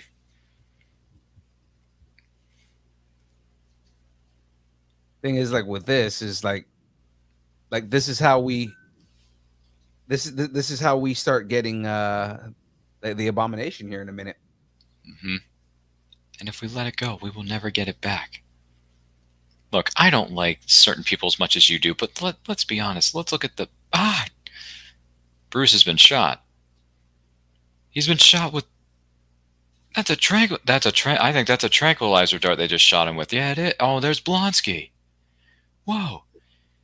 He just shoved Betty Ross like a rag doll. I want to see it. Come on up, Bruce. I want to see it. Turn into it. Tell me, Bruce. Show it to me. He's like making a point of keeping his heart rate down. Yeah. I guess it's one of the things he learned through his trainer, but also maybe the compound is helping with that they injected him with, or that he used. That's what I like about the next time we see this character. Again, he's not played by the same person, but the next time we see this character, that's the trick. I'm always angry. Oh, yeah, it's true. I will never forgive what you've done to him.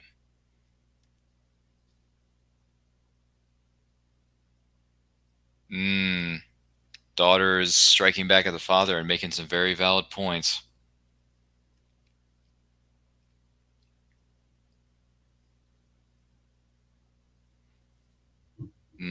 Says what you've done is wrong, and I'm never going to be considered your daughter again. Only because you're my daughter that you're not in handcuffs. It's true. It's only because you're my daughter that you're not in handcuffs.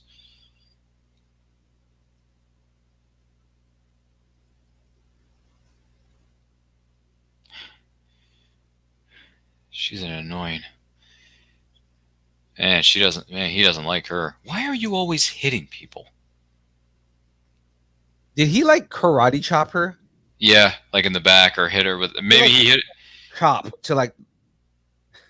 Yeah, I guess he just knocked her out, or maybe he killed her. I don't know. I don't know if whether he killed her or he just knocked her out. Could be that. I'm not sure which one it was. Or maybe because you're already on something. Whatever it was you gave to him, I want it. Give me some of it, all of it.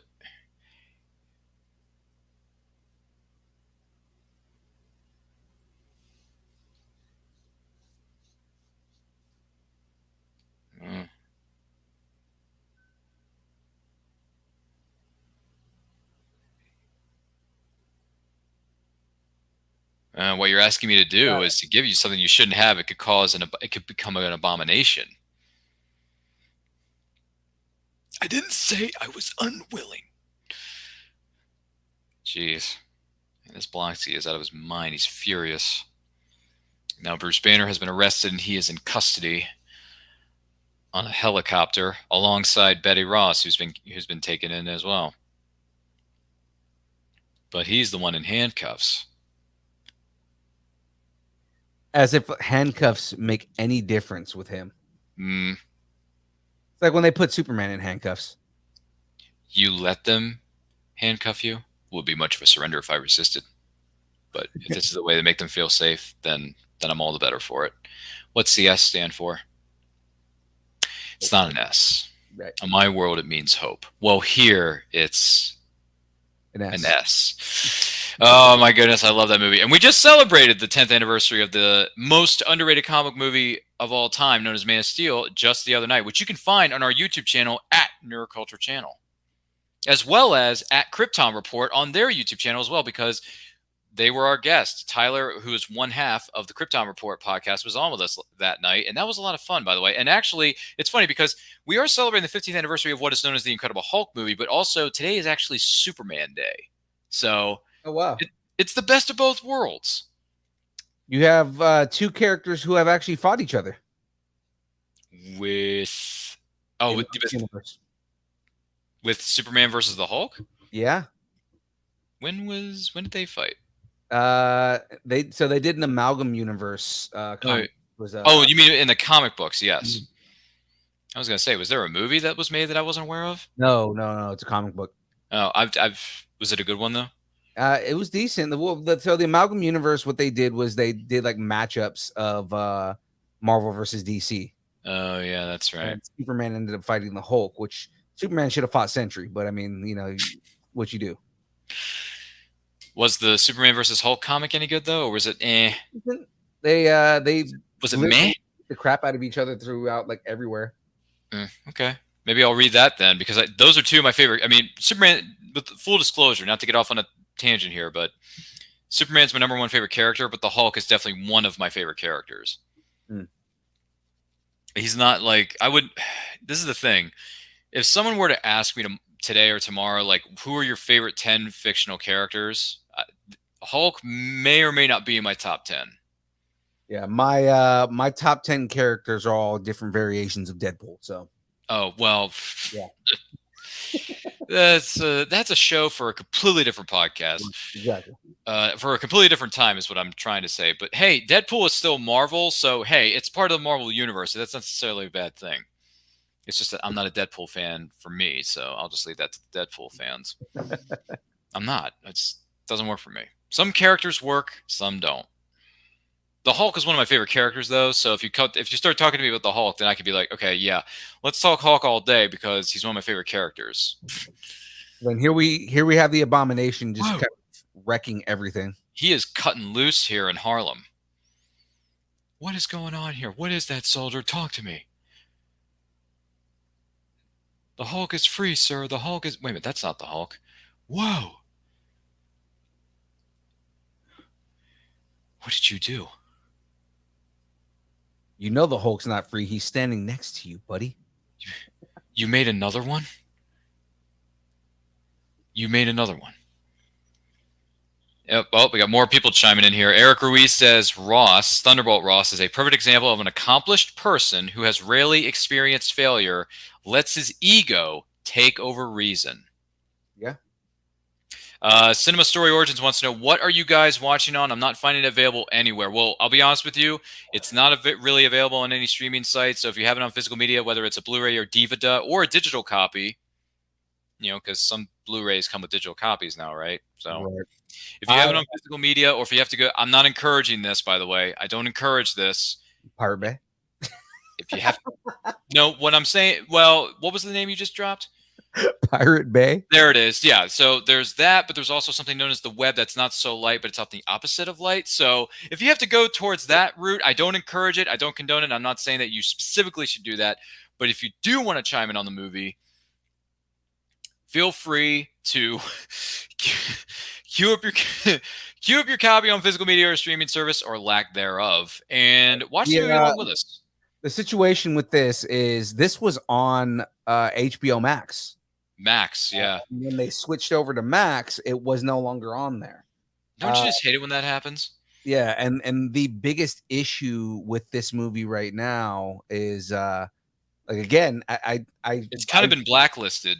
It's for some reason. I don't know if it's something with Universal or like they pulled the rights or anything like that, because every single site that I went to, basically I had to go and dig through boxes to find my Blu-ray copy. Which I have the Blu-ray DVD combo pack there, Cinema Story Origins, just to give you a heads up. Yeah, so I mean, like, it Phil has his Blu-ray though. Yeah, kind of a pain, because I also had to find a way to hey, how do I play this given that I can't do my audio setup the way that I normally do it? So with streaming services, right, because with streaming services I can play the audio on one side and play my audio commentate on the other. Yeah, and it's like, okay, well, that's not. Yeah, sorry to break it to you, Cinema Story Origins, but that's the position that we're in, at least with this movie. I can't say that for every movie, but for this one, apparently it's not listed on any streaming service. Right. Not even Peacock, and Peacock is Universal. Right. Like, Peacock has everything else that's Universal. Like, even Back to the Future and the Bourne movies and the Fast and Furious movie, even though Fast and Furious ended at Fast and Furious 6 for me. But I don't know why they don't have the Hulk movie on there, because Peacock is literally Universal streaming service. I think that there might be something going on with Disney right now. Like, Disney might be are they purchasing the rights? Yeah. Because didn't they already kind of buy... I don't know if they bought back the rights to Spider-Man, but I feel like that they're dropping all the Sony movies on Disney Plus now, which means they either worked out a deal or they're starting to a deal with Sony is what it was. Okay. They worked out a deal with Sony months ago. So, like, they said that, okay, once the run that they had, which I believe was not on HBO. What was it? It might have been on Netflix, actually. Like, they had. Yeah, I was gonna say Netflix had a lot of the Spider-Man movies months ago. Yeah.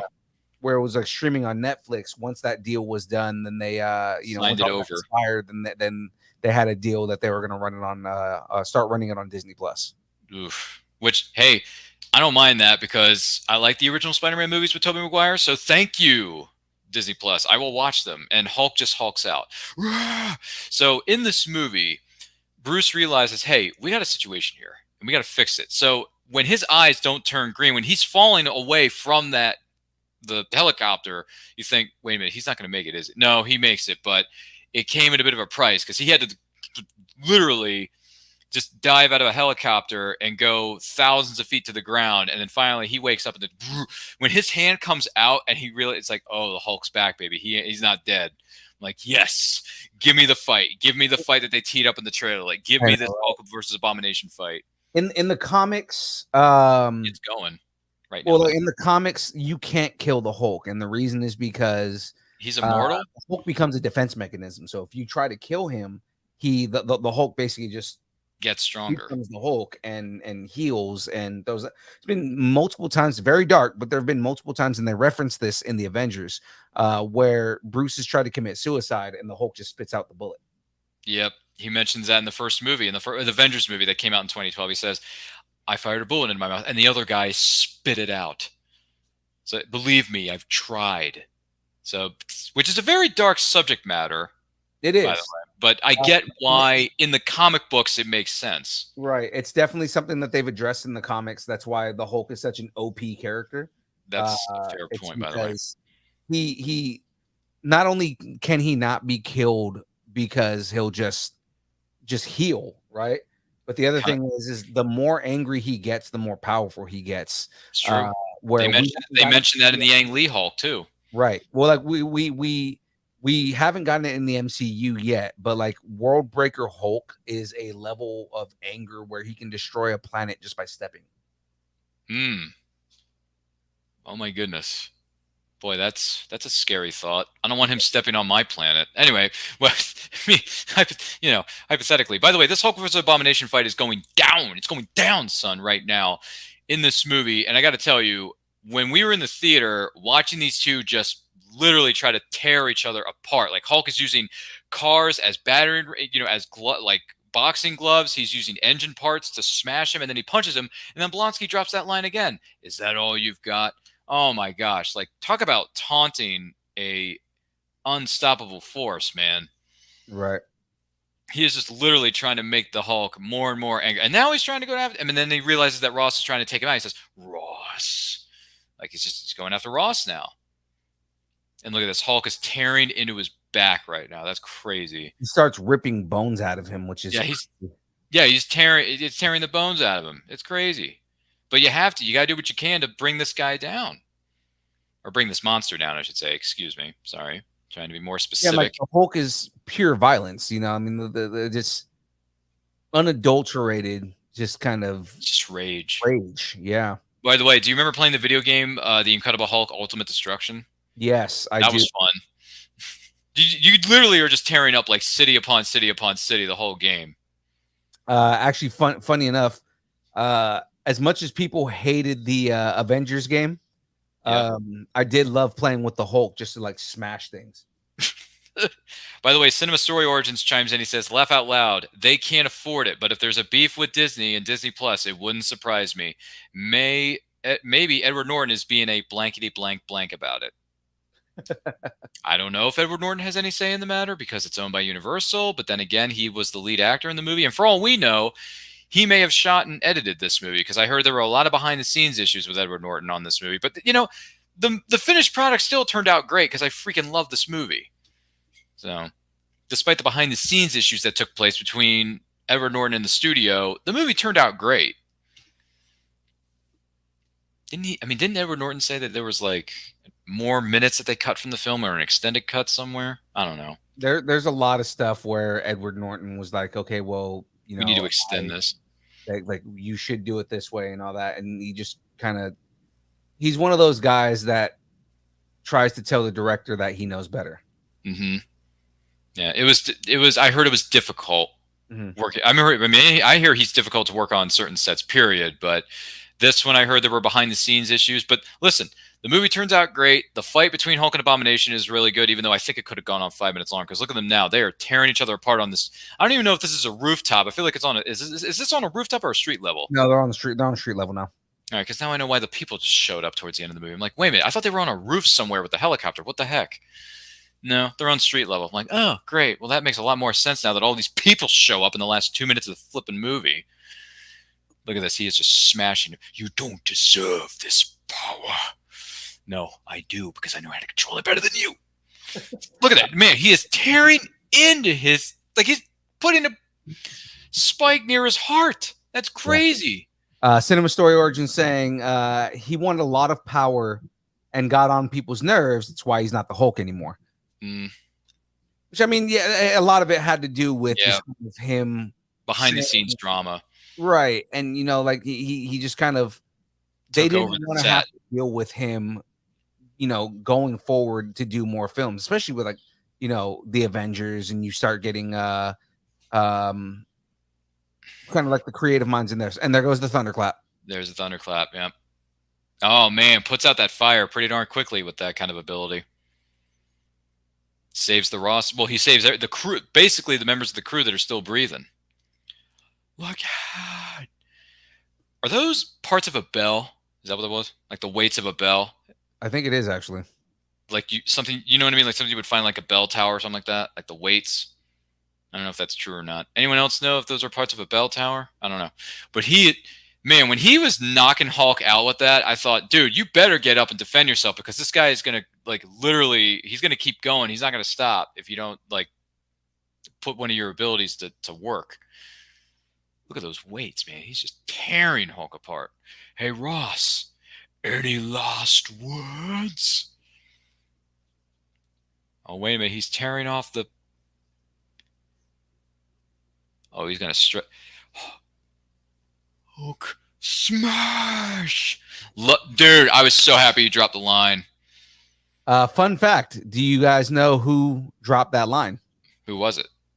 That was Lou Ferrigno. Oh, nice. So Lou Ferrigno did the voice of the Hulk. Nice. I don't necessarily have a problem with that. Yeah, Lou Ferrigno did the voice of the Hulk up until Ragnarok. Oh, nice. Good for him. Good for you, Lou Ferrigno, doing the voice of your character. That's good stuff. Takes a spike, punctures him in the chest, taking the weights, choking him by the throat. Look at this. He's wrapping it around his throat, part of his chest. He's trying to choke him out. I think he's trying to kill him. Like raging fire. Yeah, he's trying to kill him. Stop. Fire. And Betty Ross is saying, "Stop! Don't do it. You're not a killer." Well, that's actually something that brings that goes back to the original television series of Bill Bixby. His colleague in the pilot episode of The Incredible Hulk says it won't kill because Bruce Banner won't kill. Well, actually, the character name was David Banner, but you catch my drift. David Banner won't kill. Because David Banner won't kill, because the Hulk is not a killer. I honestly thought he should have killed Abomination here, though. I was gonna say in the comics, he definitely does. Okay, well then I would have been happy if he killed him in this movie, because he chokes him out with the chains, right? He goes down, he twists, he puts a foot on his chest, twists it a little bit to make that wound like hurt even more, and then the Abomination's just knocked out. And then he tosses him over to Ross, saying, "Hey, here's your mess. Here's your creation. Here's what you've done. Now it's your turn to clean it up." It's great that Emil Blonsky can transform on command, right? Which is what happens to him later on within the movies in the She-Hulk series. So, boom, there you go. Yeah, and I throwing those out there, knowing that you haven't seen it. So. Yeah. Again, I haven't seen a lot of things, so there you go. I'm getting spoiled by everything, but it's okay because I knew he showed up in She-Hulk anyway. Like I've heard some of the spoilers, and some promos have even shown spoilers. It's like, okay, you know what? It seems like Disney Plus doesn't care about keeping things a secret anymore because they're just so used to dropping everything at once. Oh no, they still keep a lot secret. Just it's not. There's small things that they use to bring people in, and then all. Well, that's true. I'm not gonna lie. Oh, so the helicopter just put the spotlight on, trying to catch up. So Ross says, "Put your guns down. He's not a threat. He took down Abomination for us. Let's let him go." And now the helicopter's trying to come after him. Hulk's on the run all over again. And Hulk smash. Hulk vanishes. And Cinema Story Origins says, "I saw enough." Does that mean you saw enough of the movie, or you saw enough of what we were talking about? Like you can imagine the scene in your mind. Not sure what Cinema Story Origins is trying to tell us there. And the camera's on low battery. Betty Ross's camera, not our cameras. Not our cameras, yeah. I'm not saying that Phil's going to cut out here in 2 seconds. Cinema Story Origins says, "I saw enough of the She-Hulk series." Yeah. Okay, gotcha. No problem, Cinema Story Origins. Bella Coola in British Columbia is where we fast forward here in the movie in the next sequence. So Bruce Banner is on the run all over again. He's in Bella Coola. I think he's running for recreation right here. Oh, okay, gotcha. Yeah. Well, he is fully clothed, so yeah. And he's got a cabin in the woods. Not that cabin in the woods, though. Not that cabin. No, not that cabin in the woods. No. And yes, I actually got around to finally seeing that movie. Great movie. I don't think it's great. It had some stuff that worked, some stuff that didn't, and then the ending was, didn't like the ending. I can't say that. I just thought the ending was kind of meh. Anyway, hey, look, he found her necklace, and now he's going to mail it back to Betty Ross. Look at that. He found her necklace at the pawn shop. Or did he buy it back from the pawn shop? Yeah, he did. I think, yeah. He found it, they mailed it to him, and then he's going to mail it back to Betty. I mean, like they basically established that they were going to make another movie at this point, and then it never happened. Or just kind of like, we're going to see the Hulk again was the idea. Look at that. His eyes turn green, but he's smiling. That means he can control it now. Right. Days without incident was 31, and now it goes back to 0. Oh, look at this. It's Thunderbolt Ross drowning out his sorrows While talking to someone who's going to walk in here in a minute. Reload. Right. What is that? Goes in for a drink. Reload. Looking in the mirror, disappointed in himself. Reload. Give me another drink. While he speaks to another canonically comic book alcoholic. Who's this? The smell of stale beer and defeat. I was going to tell you that I warned you, General, but we put that Super Soldier program on ice for a reason. Yeah. Stark. Your dad is the one that did the entire thing. He always wears such nice suits. Touche. Here you have an unusual problem. You should talk.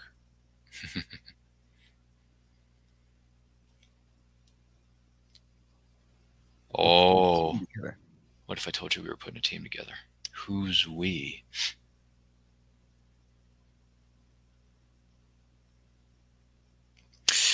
Well. Ladies and gentlemen, we have reached the end of the 2008 film known as The Incredible Hulk, starring Edward Norton and company. And we saw at the very end of the movie that, hey, guess what? This movie is actually connected to Iron Man, which means that Marvel and Marvel Studios are starting to build something here. Is it a cinematic universe? Is it just a couple of films that are intertwined, or maybe are they going to team up to bring the Avengers together? Who knows? But we would find that out in the year of 2012 with the film known as The Avengers. So post Disney takeover. Yeah, that too. So, Phil, I got to ask you, man, Yes, this sir. movie turns 15 years young. We've had a chance to sit down and watch the movie for its celebration. What are your thoughts on this movie overall, and on a scale of 1 to 10, what do you give The Incredible Hulk? I mean, I still enjoy it, man. I enjoyed the movie from the get-go. I enjoyed it when it came out.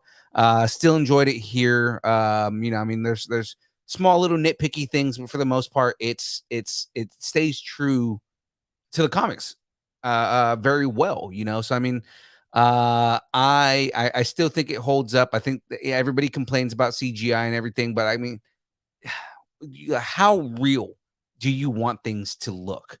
Because I get that people want more realism. For example, like when you look at Thanos looks pretty much real, right? But I mean, like, I'm already in a state of disbelief to begin with when it comes to these characters. So I don't really focus on the CGI unless it's really, really bad.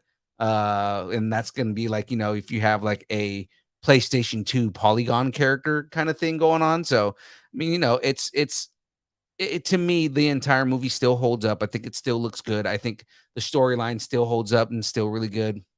My rating for the movie overall, I would give this an 8 out of 10. Rock on, man. So for me, after watching this movie 15 years later, I still love it. I really enjoy it. I think when Marvel was starting to put pieces together, you get the teaser at the very end of Iron Man. And I thought, wait a minute, are they actually going to go there? Like, are they really going to go there? Or are they just, you know what I mean? Like, are they faking this out? Like, what's going on? And then this movie comes out 5 weeks after Iron Man, or 6 weeks after Iron Man. It was a 1-2 punch. And you get the end. You get the scene at the end there where Stark says, "What if I told you we were putting a team together? Who's we?" I'm thinking, oh my gosh, they're going for it. Like they're going. Like these movies are intertwined. These movies are connected, and they're gonna build something here. And I'm not sure what it is, but we're excited to see what happens next, right? So for me, I still think this movie holds up. I still think this movie is entertaining. I still think it's a good action adventure movie. It's a story about a man who wants to cure himself. I think the cast is fantastic. I think this movie is still underrated. I think deserves a lot more love, a lot more appreciation and respect, at least in my opinion. I'm not saying that it's like the Citizen Kane of superhero. I'm not saying that whatsoever. I'm just saying that it's a really good movie. It's a good entry point for someone who doesn't know anything about the Hulk, because they tell the origin story in the first 2.5 minutes with the opening credit sequence. They do winks. They do nods to the original television series. They do winks and nods to other actors who have portrayed other characters in different movies and television series, and I love that they do that. Obviously, you get the Stan Lee cameo, which happens in every single freaking movie. So you get that, but I like this movie. I enjoy it. I can watch it. I still enjoy that. And the fights between Hulk and the army in the middle of the movie, and then the fight in the Hulk versus Abomination fight is good, but I still think it could have gone on longer. I think it could have gotten a little bit more violent, a little bit more bloody, brother. Yeah. But for what they were doing, for what they had to work with. Exactly. Thank you, Macho Man Randy Savage, watching us from above proudly. Oh, yeah. Dig it. Ooh, yeah. Exactly. Thank you. Appreciate that. So I like this movie, scale 1 to 10. You know what? I actually still enjoy this movie just slightly better, more so than the first Iron Man movie. Slightly more than the first Iron Man. So for me, I'm giving this movie a 9. I'm giving this movie a 9 out of 10. I love it. I still think it's something you guys see. Just give it a chance. I think if this movie, and someone brought this up in a different video on a different set of circumstances, but they said if The Incredible Hulk had come out today, it would do a heck of a lot better now than it did in 2008, because no one really knew what was going on with the MCU at that point, and people were unsure because we just had the Ang Lee movie, 5 years prior to this one coming out in the year 2008. But look, this was a great summer for movies. This was a great summer for comic book movies. Honestly, you get Iron Man, you get The Incredible Hulk 5 weeks later, and then a month later you get The Dark Knight. Right. I mean, that's. You want to talk about epic summer blockbusters? Like, these 3 movies are perfect, in my opinion. 3 really good examples, if not great examples. So there you go. Those are my thoughts on it. I want to take this opportunity to thank each and every single one of you who have taken the time to watch this, whether you joining us live or on the replay. Thank you so much for being here. Thank you for your comments, your feedback, your thoughts, your feelings, all that good stuff. We all really appreciate it. I want to say thank you to our panelists. Phil of Distance Nerding, where can the good people of the interwebs follow you on social media and everything that you guys have coming up? What do you got, man? Of course, ladies and gentlemen, you can find us in all places social media exists. Twitch, Twitter, Instagram, TikTok, YouTube, Facebook, MySpace, GeoCities, OnlyFans. It's only pictures of our friend Aaron Watson's feet and mandals. All those places like that. You can find us all at Distance Nerding. We do game streams on Mondays. This morning I was playing Jedi Survivor. We usually do that from 8 to 12. And then, of course, on Tuesdays, we do a show called we do a show called The Download, where we talk news, rumors. We talk about, trailer reactions, reviews, fun stuff like that, right? And then and that's from 6:30 to 8:30 Pacific Standard Time. On Thursdays, we do a show called The Build, where I build Lego on stream. We talk to fun, interesting people, anywhere from comic book artists to podcasters to celebrities. Just anybody who we can get a conversation with. We've had people on in the past, like Rob Paulson, and just a lot of people. So we tend to try and have fun and just try and have fun with things rather than just have a serious a serious interview. We just like to have conversations and have fun, and we do things like brackets, best comic book movie, best right now we're doing best animated DC movie, things like that, right? Or I think we're doing Batman movies right now. We just like to have a lot of fun. And then this Friday, we are going to be doing a special presentation. We are interviewing a gentleman named Lawrence Uriarte, who is the writer and director of the movie Lumpia and the sequel to that as well. It's a Filipino American superhero movie. Basically, the idea is, we have all these ridiculous superhero movies. Why not have a Filipino character that throws lumpia as a weapon? And I thought that was a hilarious concept, and I love the idea of it. And we're gonna kind of pick his brain and talk about different things like that. He was at San Diego Comic-Con, and he had a wide release for the second movie. So it's going to be fun having conversations with them. Outside of that, again, guys, follow us everywhere at Distance Nerding. Thanks for watching. Don't forget to like and subscribe. Oh, man. Phil always coming in with the soundboard. You got to love it. Seriously. But listen, guys, this has been a lot of fun. I want to take this opportunity to say thank you. My name is Ryan of Nerd Culture. Check me out on Twitter and Instagram at RyanRPM5. Check out all the great things we're doing. All the links to where you can follow Phil as well as myself and our channel and all the other things we have on social media are located within the description of this video as well as all our other videos. And I want to take a moment to acknowledge our last minute folks here who are commenting on this movie. Cinema Story Origin says, I think recasting Edward Norton may have been convenient for some folks behind the camera, but he would have been a better character. I agree. Okay. And then Eric, I think Edward Norton would have been a better overall because I think his take on Bruce Banner was better. But I understand why you don't want to have someone like him on a set just because he's kind of toxic. But at the same time, you know, like you look at the comparison of Edward Norton with Mark Ruffalo. Mark Ruffalo's a lot calmer of a person and a character. Whereas Edward Norton, like you kind of feel, you know, the urgency with him more so than you do with Mark Ruffalo. Not that I don't like Mark Ruffalo's take on it, but I think Edward Norton did have a better take on I was gonna say David Banner on Bruce Banner. I know, 2 different iterations. Eric Ruiz says, I will take Edward Norton. Edward Norton is better than Mark Ruffalo, I believe is what he's trying to say there. Huh. Okay, fair point, Eric Ruiz. And once again, thank you to each and every single one of you for your comments and your feedback and your thoughts on any and everything The Incredible Hulk or the Marvel Universe in general, because Lord knows there's a lot of stuff going on within the comics, the movies, the TV series, etc., etc., etc. So once again, this has been great. Check us out on social media. Like, comment, share, subscribe, smash the notification bell so you get notified when new videos go up. Check out The Incredible Hulk. It's a really good movie. It's a criminally underrated comic movie, at least in my opinion. Can't speak for everybody, but hey, that's just my 2 cents. So congratulations to the entire cast and crew of The Incredible Hulk on celebrating 15 years to this day of still being an incredible film, 100% from beginning to end. We enjoyed it. We wish we would have gotten more Hulk movies or Hulk sequels, whether it's with Edward Norton or Mark Ruffalo, but hey, it is what it is, but we still have this standalone movie for The Incredible Hulk, so congratulations to everyone who worked on it, everyone who took part in it. And in the meantime, stay healthy, stay strong, stay safe, and remember, life is better when watching movies with friends. Take a look.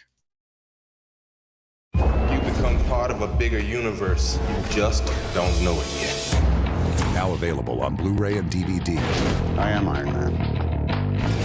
Yeah, I can fly. I just said, wow, man, what a cool suit, what a great crew, what a blast.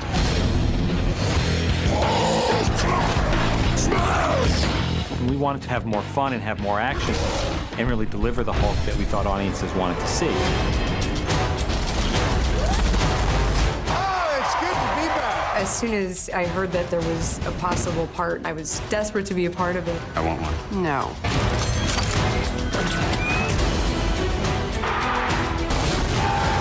I feel incredibly excited to be sort of part of it. It was such an extraordinary project. At least make it a challenge for me.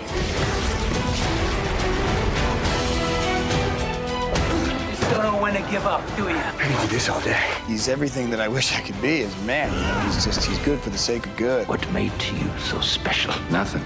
I'm just a kid from Brooklyn. The Avengers. That's what we call ourselves. Earth's mightiest heroes type thing. What we're doing here is completely unprecedented. Marvel is taking the characters and bringing them all together in a team franchise movie experience, which really has never been done before.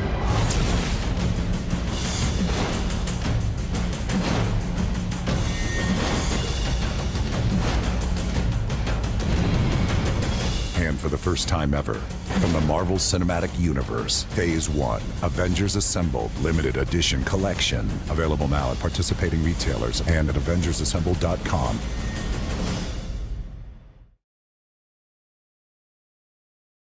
All right, I'm a little tired, I'm a little wired, and I think I deserve a little appreciation.